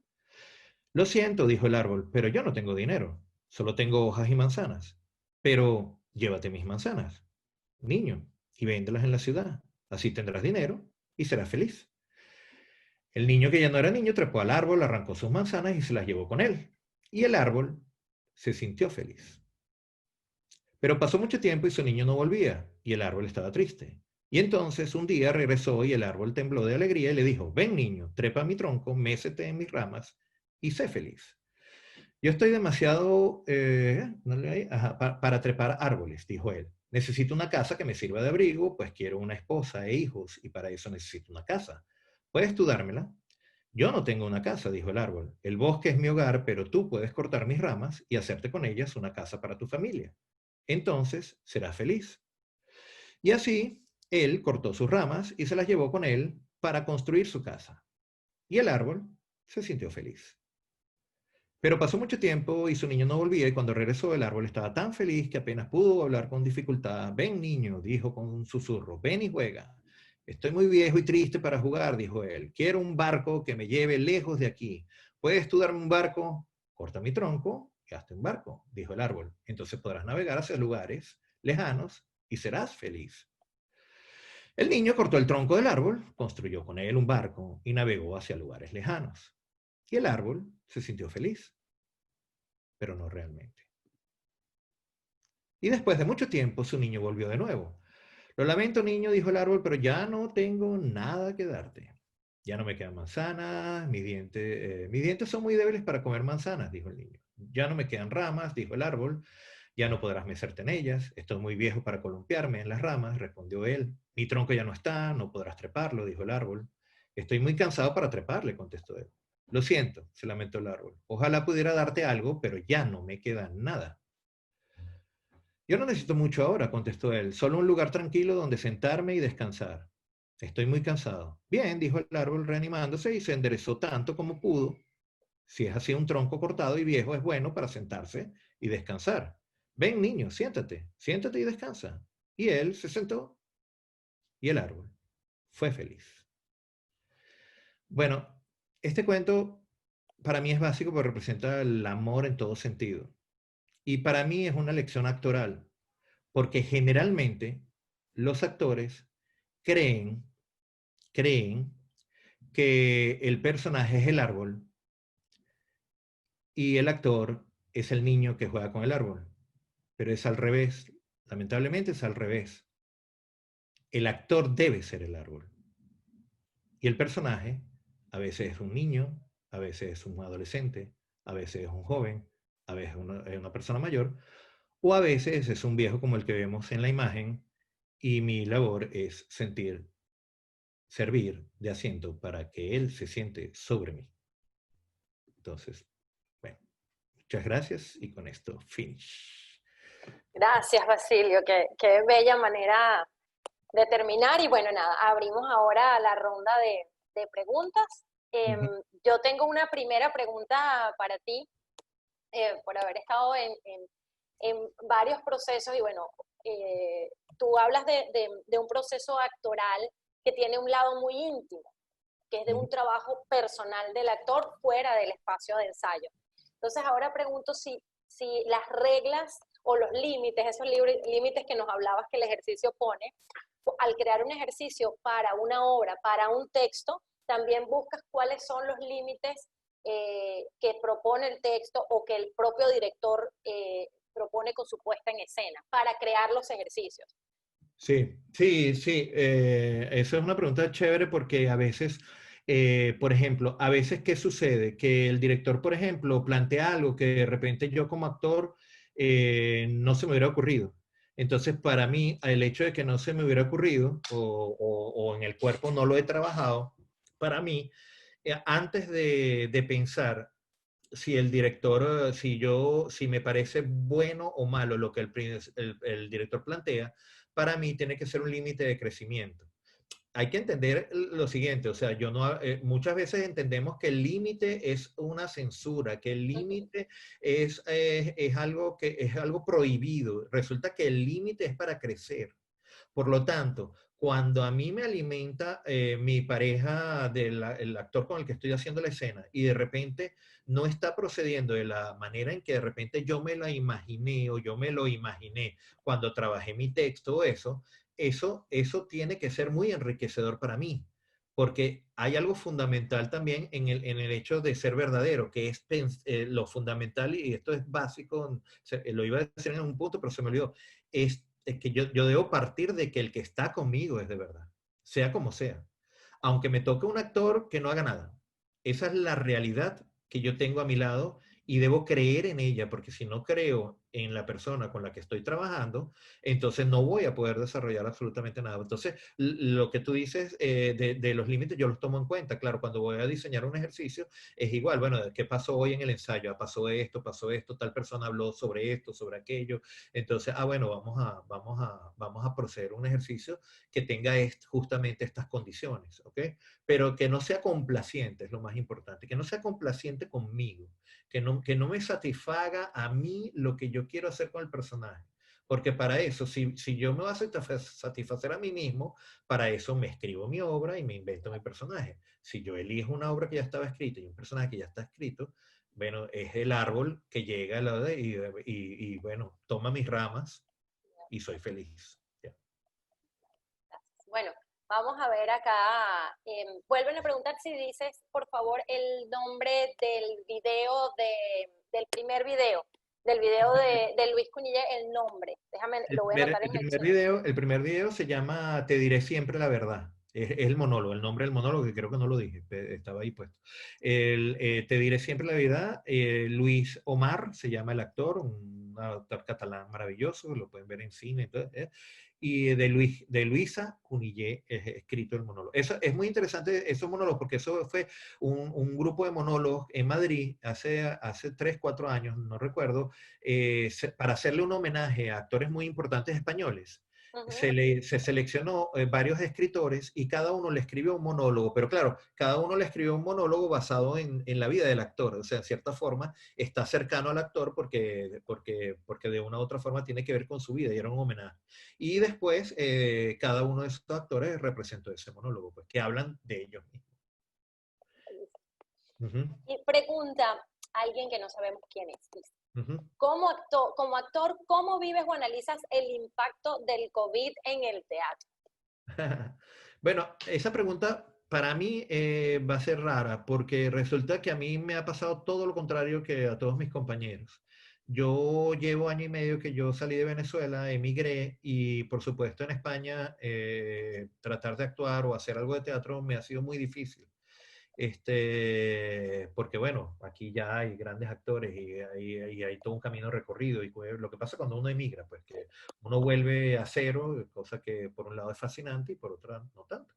Entonces, ¿qué me ha pasado a mí con esto del COVID y la pandemia? Que yo he vuelto, o sea, al contrario de todos mis compañeros, gracias a esto, yo he vuelto a dar clases, estoy aquí dando una charla con ustedes, o sea, estoy haciendo teatro de nuevo porque en el lugar donde yo emigré, que es Oviedo, Asturias, no podía hacer teatro, más que en agosto cuando New Drama me llamó para ir a Miami y bueno, estuve 2 meses y tuve el placer de actuar ahí, pero bueno, después regresé aquí a Asturias y no he hecho más nada de teatro. En cambio ahorita estamos haciendo un taller, el otro día diseñamos un taller, Juan Carlos Hogando, Armando Álvarez, Daniel Daner y yo, que ya lleva 3 semanas trabajando con 20 alumnos por Zoom y claro, lo que hablaba con Michelle hace rato también, el hecho de que si bien no es teatro, por lo menos es una herramienta para mantener la parte formativa y creativa activa, para que cuando vuelva al teatro, pues no haber dejado de entrenar, ni de crear, ni de inventar. Entonces, bueno, y con todo y eso vamos a hacer una obra en vivo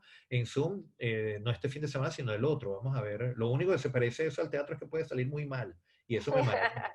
Eso me maravilla y me fascina y creo que tiene que ver con nuestro oficio. El hecho de forzarnos y tener esa cita con la verdad lo más comprometida posible. Sí, ¿no? Y además es un ejercicio también porque tenemos unos límites nuevos, unos límites en el sentido de unas normas de un universo nuevo que es este. Y yo creo que, por ejemplo, y por lo que estoy leyendo en el chat, que todo el mundo está agradeciéndote, creo que la energía igual, que es algo que en el teatro se maneja, y a veces es una pregunta que el director no sabe cómo responder cuando le pide al actor, dame más energía, y el actor le pregunta qué es esa energía, ¿no? Tal vez Claro, no se puede decir con palabras, pero es algo que es una correspondencia que se da entre el público, el actor y el sí, hecho escénico. totalmente, totalmente. Preguntan también, Sebastián Suárez pregunta, ¿al trabajar el texto lo leemos mentalmente o en voz alta? Yo lo leo mucho mentalmente. No acostumbro a decir en voz alta nada hasta que ya me lo sé completamente. Entonces yo lo leo mucho mentalmente, pero ojo, estoy compartiendo mi experiencia. Hay actores Uh -huh. maravillosos que son amigos míos y lo leen en voz alta. O sea, igual que hay algunos amigos maravillosos, grandes actores que trabajan con el espejo, a mí no me funciona. O sea, eso, pero yo leo mucho mentalmente porque no me gusta aprendérmelo tan rápido hasta hacer ejercicios y eso.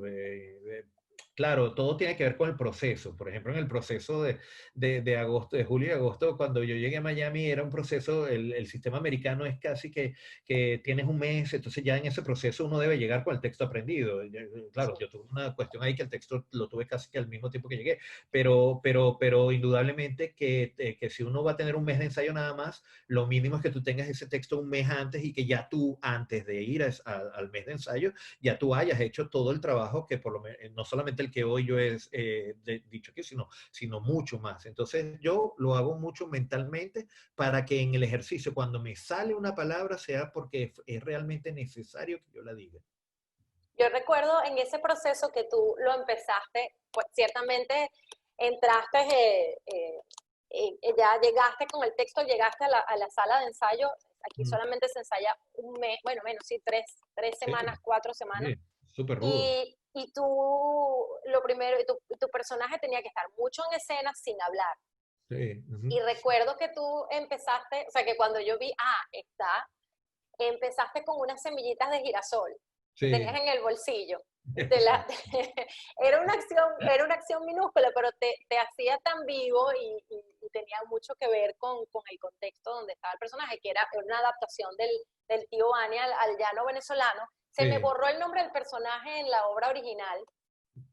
Ay, Dios mío. Eh, sí, Ahorita- para dar la referencia, pero Sí. bueno, digamos que era un hacendado que había perdido su hacienda y ahorita estaba viviendo en la hacienda principal de sus vecinos Ajá. de Bania. Juan, ¿no? Juan. Sí, exacto. Sí. Y Sí, eso de las cómo semillas de fuiste creando. girasol era muy interesante porque lo pongo como ejemplo también, como puse los otros, porque claro, un personaje que está muchísimo en escena, pero no habla casi nunca, pero entonces era en el medio del llano, esa cosa bucólica y también ese Chekhov de las pausas, de las cosas, entonces, claro, yo empecé a hacer ejercicio en el cuarto de hotel y me venía mucho esto, ¿no? La cosa esta, no tenía semillas ni nada, pero sí era como yo soy muy de que estoy en un lugar y estoy así frente a un paisaje y tal, y empiezo a comerme las uñas. Realmente por ahí empezó. Ok. Entonces, oye, comerse las uñas es terrible, es además un vicio horrible, no puedo hacer eso. Entonces, bueno, al día siguiente fui, pasé por el abasto, compré las semillas de girasol y empecé a trabajar con eso. Pero por ejemplo, lo primero que salió fue eso, morderme la cutícula, morderme las uñas, y ese fue lo primero que empezó a salir de ese personaje. Buenísimo. Andrés Forero te pregunta, entre escribir, dirigir, actuar, ¿qué prefieres? ¿Por qué? No, yo prefiero actuar. Actuar siempre es mucho más, no sé, relajante, drenas, o sea, me encanta dirigir, sobre todo trabajar con los actores, me encanta dirigir además gente joven, me encanta dirigir y trabajar con gente que empiece, porque eso es fascinante. O sea, Trabajar con gente que empieza me encanta porque la observación de sus cuerpos totalmente puros, sin estar enviciados, porque esa es la guerra del actor. Por eso echaba el cuento de Briseño, porque yo ahorita voy a hacer un personaje y tengo 40 años haciendo, y entonces ya buscar esa naturalidad de la primera vez, de cómo me divertí, de cómo es muy difícil. Tienes que tumbar una cantidad de barreras que el trabajo te va poniendo encima, como cargar con una cantidad de cosas que, ¿para qué tanto? Cuando empezaste no cargabas con nada, saltabas, gritabas, hacías lo que te daba la gana. Conservar esa energía creo que es algo fundamental del actor, que un actor que tenga como Fernando Gómez, que en paz descanse, Sí. 90 y pico de años y todavía hacía esa maravilla en el escenario como si fuera un niño jugando, eso es fascinante. Entonces actuar es mucho más relajante, lo cual no quita que dirigir también me gusta mucho. Preguntan, ¿en una obra teatral existen los papeles pequeños? No, no, no, para nada. No, no, no, y no es por la frase. No es por la frase de papeles pequeños. Además que hay que entender algo. Muchas veces cuando te toca un papel pequeño, uno tiene que saber que tocó por algo. El teatro es como un animal vivo. El teatro, el rollo del teatro es que él tiene su propia vida. Es como un dinosaurio que vive. Lo que pasa es que no aplasta a nadie, está ahí y puede caminar por una perfumería y no tumba un solo perfume. Entonces, el teatro es tan maravilloso y tiene tanta vida que cuando a ti te pasa algo en el teatro, que te toca un personaje pequeño o un grande o un medio, por algo es por algo. O sea, suena muy espiritual esto, pero es que está comprobado. Yo en 40 años lo he visto en alumnos que de repente eran muy extrovertidos, maravillosos y tal, y de repente les toca un personaje que es totalmente callado y ves cómo puede crecer y trabajar otra cosa totalmente diferente a lo que había trabajado en el año anterior, o te toca un personaje que solamente dice dos palabras. La primera vez que yo hice un trabajo profesional con el grupo Actoral 80, Llené me da el personaje, la conquista del Polo Sur, mira, aquí está el personaje. Y yo, claro, ¿qué hice? Yo iba a dar clase al Teatro San Martín y me metí en el metro. ¿Y qué hice? Yo no leí la obra, que es lo que tenía que haber hecho. Pero bueno, tampoco tenía tiempo. Y empecé a pasar las páginas. ¿No? El personaje se llama Beetleborg, Frankie Boy. Y entonces empecé a ver cuántas veces hablaba. Y fue buenísimo, porque el animal, el personaje era un perro, y solamente hablaba en el último texto, él cerraba la obra, él decía al sur de aquí. Y yo me pasé todo el viaje de metro. Pero entonces yo voy a entrar al Actoral 80 y no voy ni a decir nada. Y era uno de los últimos. Y creo que es uno de los personajes más bellos que yo, y con más satisfacción que he hecho en mi vida. Era un perro, más nada. Unos esquimales que conquistaban, jugaban a que conquistaba el Polo Sur, y yo era el perro guía, pues, ya. Y lo disfruté y fue maravilloso. Bueno, la otra pregunta que venía era el espíritu de cuál personaje se quedó más tiempo contigo y por qué. No sé si es justamente este perro o hay otros. No, bueno, no, los personajes se van diluyendo, depende eso es algo muy interesante que también tiene que ver con el hecho de la obsesión yo soy un actor que a mí si bien hay tensión porque estás ensayando, porque viene el estreno, yo trato de romper y que los personajes viven es en el teatro, o sea, trato de romper que ese personaje que sigue conmigo, un poco, hace poco yo colgué en Facebook a Marcelo Mastroianni diciendo, yo no entiendo, más bellísimo Marcelo, yo no entiendo eso de que le viven con el personaje, yo no sé cómo las esposas lo aguantan, entonces todos los actores estaríamos divorciados, porque si seguimos con el personaje en la casa, en el baño, en la cama, o sea, todo eso, entonces eso es una locura. Lo bonito del personaje es que lo juegas en un lugar y lo dejas, y yo soy un poco de esa escuela. Es más, hay actores que salen de la pata, o sea, salen del escenario, porque les toca salir y les toca entrar dentro de 15 minutos. Y hay actores que siguen con el personaje por toda la parte de atrás. Yo no soy así. O sea, yo respeto, tengo silencio porque hay gente concentrada, pero una de las cosas que a mí me encanta, me fascina, me maravilla y me gusta es que cuando yo salgo de la pata, yo vuelvo a ser Basilio. Eso es lo que me divierte. Yo me río. Y en el momento, Claro. 2 metros antes de volver a entrar, ¡guau! Entro, eso es lo que me divierte y me río por dentro. Y mira, hace 2 segundos yo estaba ahí y era otro. Eso es lo que me fascina de este oficio. Claro, y volvemos un poco a lo que decías al principio, que no hay una receta única para el Por proceso, que supuesto. cada quien tiene que encontrar cuáles son las cosas con las que conecta para ese goce. Exactamente. Perdón, me perdí aquí. Ana Luna Díaz dice, primero que nada, gracias por esto. Durante toda mi vida me he ido por la pantomima, dejándome llevar por las expresiones y sonidos más que el diálogo, y esto me encanta. Mi pregunta es, para crear un monólogo, ¿cuáles son las limitantes? ¿Es mejor basar el monólogo en experiencias personales? Bueno, claro, si lo vas a escribir tú, yo creo que debe haber un arranque de lo que tú quieres hablar. O sea, más que experiencias personales, yo creo que siempre que uno tiene que escribir es qué me toca decir. Yo, por ejemplo, si paso mucho tiempo sin escribir, yo tengo que ponerme delante de un espejo y confesarme y decirme a mí mismo es que no tienes nada que decir, porque Claro. si tienes algo que decir, ya lo estarías escribiendo. Entonces, yo sí creo que lo más importante es preguntar, bueno, yo tengo algo que decir, yo quiero hablar sobre, yo quiero decir esto. Eso es Ujú, lo ujú. primero. Y si quiero hablar de eso, puede haber experiencias personales, como puede haber que no tengas ninguna experiencia personal, pero yo quiero hablar de este tema, yo quiero hablar de esto, aunque no me haya pasado a mí. Claro. Entonces, creo que lo primero que uno debe preguntarse es, ¿qué quiero decir? ¿De qué quiero hablar? ¿Qué quiero compartir con los demás? Y después verás si eso ahí tienes pasados que te puedan ayudar o de repente no hay nada y entonces te tienes que poner a investigar, ¿no? ¿Y hay ejercicios corporales que te han llevado a ideas que luego se convierten en una obra de teatro o en un texto, en un monólogo? Bueno, yo de escribir, lo que pasa es que a mí me ha tocado escribir muchas obras, pero para los talleres. Yo no me Ok, considero dramaturgo, por ejemplo. O sea, dramaturgo es que escribe obras por la propia necesidad de escribir la obra. claro. Yo me vi necesitado de escribir porque, claro, al tú tener 30 alumnos en un taller y que el taller es montaje, oye, conseguir una obra que tenga 30 personajes existen, pero conseguir una obra que tenga 30 personajes, que cada uno pueda expresarse, que cada uno tenga su momento, que cada Ujú. uno pueda tener un trabajo actoral, ya no tanto. Entonces yo inventaba, yo escribía la obra y ya estaba pensando en cierta forma, bueno, esto puede hacerlo fulano, esto puede hacerlo mengano, esto puede ser así. Y entonces, mi camino de la escritura ha venido por ahí más que escribir una obra, quizás la única obra que he escrito así por necesidad, que fue una de las primeras, es Hechizo, que es una obra, bueno, ya corazón roto, romántico, esas cosas adolescentes que le pasan a Okay. uno en un museo adolescente.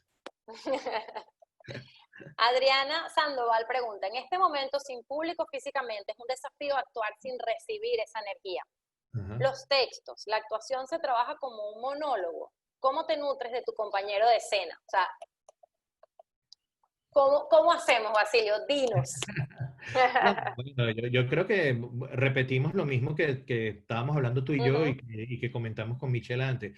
Esta plataforma y todo lo que estamos haciendo es para alimentarnos, para no dejar de crear e inventar, pero lo veo muy difícil que esto pueda igualarse a lo que significa actuar en el escenario con alguien. O sea, sin embargo, bueno, hay formas. El otro día, por ejemplo, yo cuando puse a los de Esquena, a los del taller de Esquena, les puse un video. Llegó un momento que yo paré el video y luego regresé y le dije, oye, abran todos sus micrófonos, porque es que porque si no los oigo, o sea, ¿dónde les da risa? claro, Entonces siento como que no sé qué está pasando, si este video los está aburriendo, si los estaba... Y hoy me pasó un poco así, oye, ¿les estará gustando esto? Capaz que a mí me gusta nada más y a nadie le gusta, Luis Omar. Entonces tienes esa duda, pero a nivel de presentar algo, fíjate, lo que estamos haciendo con Esquena es que cuando ellos lleguen a presentar algo dentro de 2 fines de semana en vivo, lo que sí hemos creado es que se conozcan entre ellos y que haya una comunión entre ellos como entes creativos. Eso sí, ayer incluso en la sesión de anoche lo comentábamos los profesores con todos los 20 alumnos, que se notaba que incluso al decir sus textos sabían cómo es la personalidad de la persona a la que se lo están ok, diciendo. ok, Y entonces sí hay una comunión porque el ensayo siempre va a originar eso. Ahora, la comunión con el público es muy difícil sí. en este aspecto. Imagínate, dejas todos los micrófonos abiertos, cada uno está en su casa, suena algo, ladra el perro, o sea, no estamos en un teatro, entonces Sí, la comunión espectador es difícil, es totalmente diferente. claro, claro. Magali Benítez dice, observar a los niños puede ser un gran ejemplo de algo simple, pero lleno de verdad. Claro, totalmente, totalmente. Eso que te decía yo de arriesgarse a algo, eso es muy infantil, no infantil, peyorativo. Yo siempre pongo el ejemplo. Yo una vez vi a un niño, a un niño que estaba en un parque Y entonces el niño estaba jugando. Y había un perro detrás de una reja, calmadito, calmadito, Ujú. calmadito. Entonces el niño se acercaba a la reja y claro, el perro empezaba a ladrar, a ladrar, a ladrar. El niño lloraba y se alejaba de la reja. Y entonces yo me quedo viendo al niño y digo, bueno, que ya no va a ir para allá. No, el chamo, ¿qué hacía? Después que se calmaba, dice, oye, esto está chévere. Entonces volvía otra vez, se acercaba otra vez a la reja, el perro volvía a ladrar y el chamo volvía a llorar, se volvía a asustar y se volvía a alejar. Y en eso estuvo como 4 o 5 veces. O sea, yo al observar a ese niño dije, wow, esto es el juego actoral. O Claro. sea, nos aterra, nos da miedo, pero vaya vamos, y nos enfrentamos otra vez y nos encanta estar asustados y nos encanta la posibilidad de que salga muy mal y por eso entrenamos y por eso practicamos y por eso repetimos 70 veces en cada ensayo para que sea para que esté tan metido en el cuerpo que aunque yo esté pensando, oye, no tengo para pagar el alquiler, el cuerpo sigue haciendo todas las acciones y yo de repente mi mente está pensando en el escenario en otra cosa totalmente diferente a lo que el cuerpo está haciendo. Que eso es algo muy importante, se me olvidó decir. A Ok. veces ustedes en la mente, eso pasa mucho al trabajo actoral, que el sentimiento y todo está aquí en la cabeza y ustedes piensan que se están matando en el escenario y que la gente está llorando y resulta que la gente no está viendo nada, porque está aquí dentro, porque está dentro de la cabeza. Mm. Y a veces salimos de una función, a mí me ha pasado, yo salgo de una función, no, hoy lo di todo, hoy fue y tal, y resulta que tú, al público no le pasó nada. En cambio, hay funciones en donde tú dices, wow, hoy no sentí nada, me sentí como horrible, además tenía gripe, estaba horrible y tal, y resulta que esa función, el público te está esperando afuera. ¿Y qué fue lo que realmente pasó? Que tenías gripe, estabas mal, que tu mente no se puso a inventar cómo tienes que hacer las cosas, se Ujú. puso a hacerlas el cuerpo, que para eso entrenaste. Bueno, Jimena Garduño justamente te hace esa pregunta. ¿Qué te ayuda a estar presente en escena y a sentirte libre dentro de tu personaje? Bueno, una de las cosas que me ayuda a estar presente en escena es creer en mis compañeros, o sea, los personajes que están en mis compañeros, y a no ser que esté marcado o que la obra lo exija, olvidarme totalmente de los espectadores. O sea, para mí una de las cosas más divertidas, yo hice una obra, se llamaba La Cena de los Idiotas. Es que hice Ujú. otra después que se La llamaba Idiota. recuerdo. Entonces, yo hice una obra que se llama La Cena de los Idiotas. Yo no sé, yo creo que esa es la obra donde yo más me he divertido y menos me ha importado quién está sentado. O sea, yo esa obra la podía haber hecho con un espectador, con dos. Es más, como hemos estado en Venezuela, fue una obra que le fue muy bien, pero en Venezuela, hasta una obra que le va bien, hay funciones donde hay Funciona. 10 espectadores porque Sí, sí, sí. se fue la luz, porque hubo no sé qué, porque hubo una Hubo marcha, marcha. Ujú. entonces no llegó, este se fue, el otro tal. Entonces, esa obra, por ejemplo, en general, que haya muchos espectadores o pocos espectadores, a mí no es,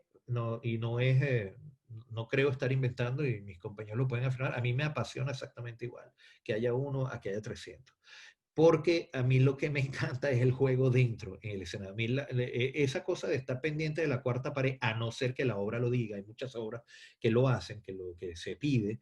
Había una obra que hicimos que es La Ola y se Ujú. involucraba muchas veces al público. O sea, era un salón de clase, pero claro, como La Ola hablaba cuestiones políticas, etcétera, pues entonces ya el público, había un momento en donde yo al público lo metía como si fueran alumnos, pero ya es diferente, porque ya estaba mirando, hablando con el público y viendo al público porque son parte del salón de clases de la obra. Entonces, a mí una de las cosas que me fascina y que más me relaja y que más me hace sentir bien es que ocurra todo y que yo me olvide totalmente que hay una cuarta pared, que hay un público, que yo disfrute cuando se burlan de mí, cuando la cena de los idiotas era fantástica.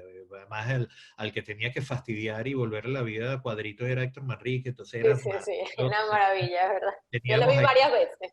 Teníamos ahí un toma y dame, Héctor y yo, muy lindo, muy hermoso, que lo disfrutaba, él también, que lo disfrutábamos y estoy convencido que era más el disfrute de nosotros, estaba Alejo, que en paz descanse, o sea, estaban Jubel, Armando Cabrera, y era un disfrute del grupo, que eso es muy importante. Yo en esquena cada vez que dirijo algo o trabajo como actor, para mí es tan importante que el equipo disfrute la función por el solo hecho de hacerla nosotros, de que conmigo esté Elba Escobar, de que conmigo esté, digo Elba porque nunca había actuado con ella y nos tocó en Gente Gente Ociosa, ociosa. que conmigo al lado esté Tania, que conmigo al lado esté, o sea, que eso es...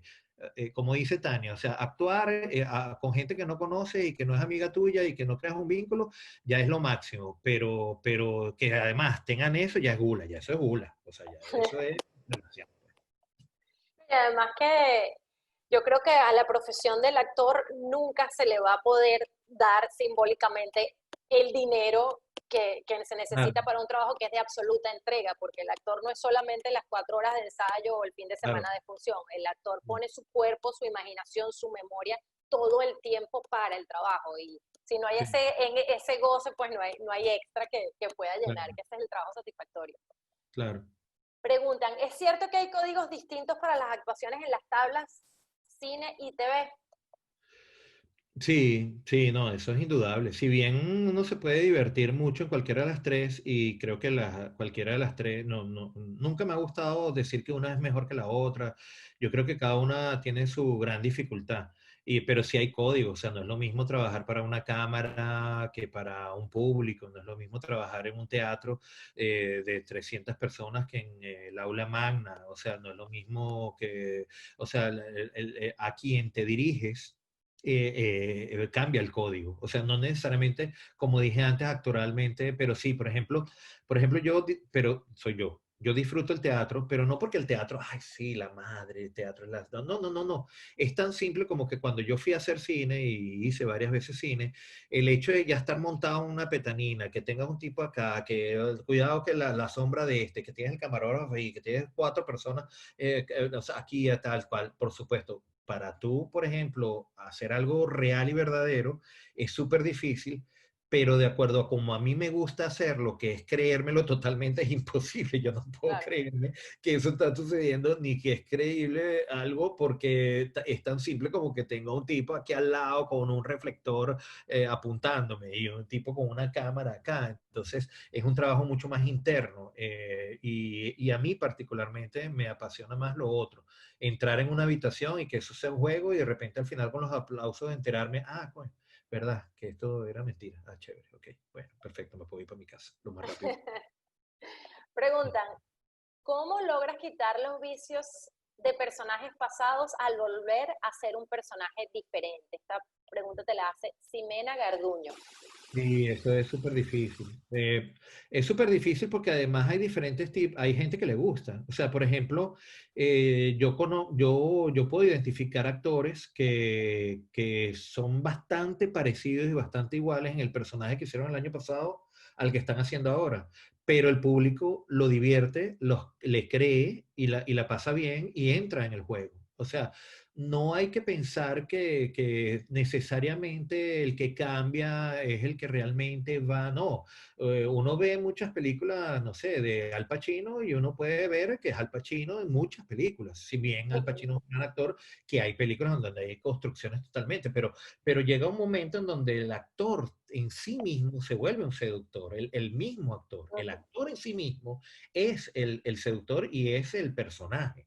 Entonces, a mí me gusta más tratar de construir algo totalmente diferente, pero creo que no debe eso ser un tormento, porque si eso se vuelve un tormento, entonces eso va a la mente, porque los tormentos están aquí en la cabeza, lo tormentoso, todo está aquí en la cabeza, y entonces eso te va a poner más dificultades para poder desarrollar el personaje. Entonces hay que tratar de tener una tabla rasa. Y entonces de repente, oye, sí, hay cosas. Yo, por ejemplo, recuerdo que llegó un momento en donde hacíamos en, en, en un teatro, en la Rómulo Gallegos, hacíamos a las 8, hacíamos la Cena de los Idiotas, y a las 10 hacíamos, cuando a esas horas se hacía teatro, hacíamos art. Y entonces, oye, hacíamos las 2 obras seguidas. Primero, que era un desgaste físico muy fuerte, pero segundo, llegaba un momento que yo mismo me daba cuenta, ay, pero esto se parece, yo acabo de hacerle Pero, oye, yo me decía a mí mismo, bueno, pero es que entre una y otra no cambio de cuerpo. Yo estoy siendo el mismo tipo Claro. de 100 kilos, tengo tal, tal. Y entonces llegó un momento que hasta hacía cosas al mismo tiempo. Por ejemplo, en art yo usaba unas aceitunas. Y entonces las aceitunas yo las lanzaba al aire y me las comía así, las lanzaba al aire y las comía así. En la escena de los idiotas, a mí Héctor me daba unas cotufas, o yo me hacía unas cotufas, no me acuerdo ahorita mucho. Y entonces resulta que yo empecé a jugar con las cotufas, pero ya era una cosa así, ay, voy a hacer lo mismo, total, es un juego, es como un guiño conmigo mismo. Hace una hora yo estaba haciendo esto con una aceituna y ahorita tal, con tal que yo me esté divirtiendo y que no esté traicionando al personaje, eso contribuye a también que el actor pueda estar relajado y divertirse. Pero indudablemente que todo lo que dije antes del trabajo corporal es para romper con lo que... Y algo fundamental es cuando uno trabaja en un grupo. Cuando uno trabaja en un grupo es más difícil que tú como actor le mientas al mismo director o a tus mismos compañeros otra vez. Cuando un actor está rotando es más difícil. Ah, bueno, esta obra bueno, ahorita es un nuevo director, entonces puedo hacer como los mismos guiños. Eso es algo muy común en los actores. Ujú. Entonces puedo hacerlo como los mismos chistes o la misma quebradita de cintura y entonces resulta que este me lo compra porque como es buena, pero cuando hay un director y hay un grupo, de no, ya va, Pero, eso es del año pasado, eso es de tal personaje, no, vamos a buscar otra cosa. Entonces, claro, el actor no se ve. Es correcto buscar un nuevo cuerpo y una nueva expresión, pero te tiene que ayudar alguien desde afuera, o un buen compañero, o el director, o la misma compañía, pues. sí. Laura Machado te pregunta, por favor, Basilio, habla un poco del trabajo de mesa con el director y el posterior trabajo de creación de personajes. ¿Cómo puede cambiar la primera visión del personaje? Saludos. Bueno, el trabajo de mesa es, yo creo que lo primero que hay que hacer es tomarlo igual como un juego. O sea, yo invito mucho a los actores a que tomen como un juego. Hay muchos actores, a mí yo no puedo. O sea, hay muchísimos actores, y son muy buenos, los que conozco, que lo leen totalmente plano. Taca, taca, taca, taca, como si estuvieran en el Padre Nuestro que está en el cielo, ta, ta, ta. Puedo poner mi corazón a tus pies si no me ensucia el piso, ta, ta, ta, ta, ta, todo muy plano. ¿Por qué? Porque quieren como ver el texto, un poquito lo que decía yo, ver las huellas, tinta puesta en el papel, y me parece muy correcto. Sin embargo, y me parece correcto para actores que tengan ya mucha experiencia, como acercarme desde cero y después empiezo a trabajar. Pero cuando yo trabajo con gente joven, con gente todavía que se está acercando, que tiene pocos trabajos y tal, yo les digo, pana, hay que comerse el mundo desde la primera lectura. O sea, no importa, equivócate, lanza ideas desde la primera lectura. A mí me gusta más eso, pero depende con quién trabaje, por supuesto.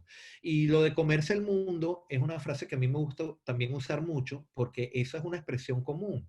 Oye, ese tipo se come el mundo, ese chamo se quiere comer el mundo. Claro. ¿Y comer el mundo qué significa?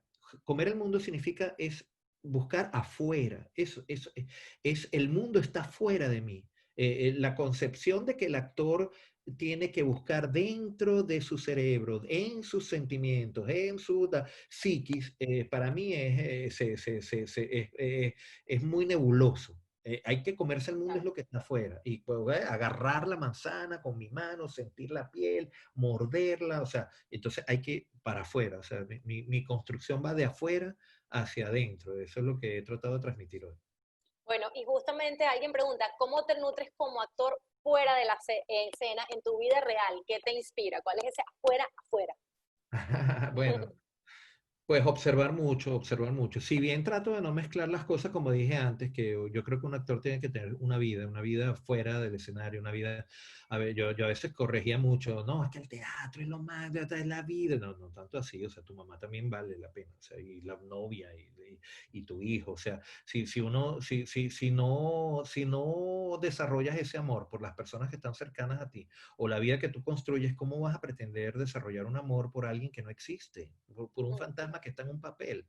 O sea, entonces todo eso, la observación, el ver una persona como se toma un café en un bar, el ver una persona en un ascensor. A mí me pasaba mucho, eso lo contaba la gente de Esquena el lunes, pasaba en la clase, un poco por el cuento de Omar, del actor en Ujú, este monólogo. ujú. Yo, por ejemplo, en Barcelona, mi hijo se ha quedado en una habitación allá estudiando y yo para quedarme por la cuestión económica, yo me quedaba en casa de Carlitos, que es el diseñador de escenografía de Esquena que vive en Mataró. Mataró es una ciudad que hay que ir, es en Barcelona, pero queda 40 minutos en tren. Entonces yo para ir a ver a mi hijo, 40 minutos en tren en la mañana, estaba con mi hijo, 40 minutos en tren en la noche para dormir allá. En esos 40 minutos del tren, no te imaginas, al estilo del monólogo que puse, la cantidad de fantasías que yo me inventaba con la gente que estaba sentada en el tren. O sea, desde una muchacha que llegaba en su bicicleta, toda hippie y mayor, ¿no? Ahora la recuerdo que era mayor, o sea, podría tener unos 50 y pico, casi 60 años, y entonces tratar de ver, y esta está llegando en su bicicleta, ¿cómo será la vida de esta mujer? Y si yo ahorita cuando ella se baje, y si resulta que se baja en el mismo Ataró, irá hacia una calle, o sea, yo estoy todo el viaje un poco invirtiendo el tiempo en esa necedad, porque es una necedad, porque no tengo otra cosa que hacer. Entonces, yo creo que eso es parte del trabajo actoral, porque empiezas a ver los personajes en su vida diaria, que no interesa el copiar su naturalismo, la Claro. naturaleza de cómo se ven normales, sino lo esencial que a ti te llama. ¿Por qué me llamó la atención esta mujer tan mayor y que viene con una bicicleta, la acaba de doblar, sus pantalones son de tal color, por qué se vistió así? Entonces empiezo a observarla en otro sentido, que no es pensar cómo ella se puede ver natural si yo la interpreto en un escenario. Mm. Estaba pensando que justamente mi hija está estudiando ahorita para cine y estábamos hablando del concepto de fotogenia, Mm. que es como el objeto es percibido al ser captado por una cámara, ¿no? Yo Claro. creo que puedes inventar un nuevo concepto, Basilio, porque no es naturalismo, sino cómo el objeto observado va a cambiar al estar puesto en escena. Claro, claro. Y bueno, ya se nos fue el tiempo y me encantaría terminar esto, bueno, agradeciéndote y con un comentario que es hermoso y creo que además resume todo lo que nos ha hablado del teatro como amor. Lo dice Carolina Octavio y dice, mi hija participó en un taller de esquena cuando estaba en el colegio. No es actriz, pero su vida cambió para siempre. No hay un día que no agradezca a todos los que participaron en ese crecimiento personal. Qué bueno, qué bonito. Me alegra mucho, qué bueno. Bueno, y para todos los que quieran seguir disfrutando de esta clase, va a estar mañana ya en nuestro canal de YouTube, Miami New Drama. Allí está tanto esta clase como todas las anteriores. El jueves que viene tenemos una clase con Osvaldo Macho de dramaturgia infantil. Así que Adoro Osvaldo, qué bueno, qué bueno. sí, va a estar muy chévere y va a tener algunos ejercicios prácticos. Así que todos los que quieran soltar la mano, los esperamos por allí. Ahí voy a estar, ahí voy a estar. Y también vamos a iniciar un taller con Pablo Gershanik, un artista y director argentino.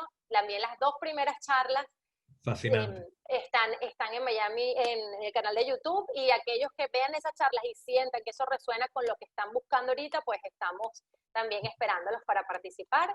Mi nombre es Viana Preti, soy la directora de educación de Miami New Drama y estoy profundamente agradecida con Basilio. Gracias. No, gracias a ti, Viana. Y bueno, gracias a todos por haber asistido. Yo estaba aterrado, pero bueno, por lo menos ahí espero que les haya quedado algo de todo. Y lo que dijiste de esa muchacha también, sabes que Gené decía algo que si bien el teatro no va a cambiar la vida de la gente, y uno no lo debe hacer así, por eso yo me olvido de la cuarta pared, él decía que sí, cada función no se hace para cambiarle la vida a la gente, pero el teatro de una u otra forma cambia la vida a la persona indicada. O sea, de repente hay uno que está ahí, como me pasó a mí, y al ver una obra, como les pasó a muchos, y vieron eso, y a muchos adolescentes les pasa, que ven una obra y dicen, yo quiero hacer eso que están haciendo ellos ahí. Y te cambia la vida, te cambia la vida. Así. Entonces, de repente no se hace con esa intención, pero eso no quita que a la persona indicada le pueda pasar. Muchas gracias y bueno, todos aquellos además que quieren hacer una pequeña donación, lo pueden hacer enviando un texto con la palabra MIND, M-I-N-D, al 56512, y bueno, nada, estamos agradecidos y ese es un aporte para Miami New Drama y todos los artistas que colaboran, como el gran, excepcional Basilio Álvarez. Muchas gracias a todos. Gracias a ustedes, gracias a todos.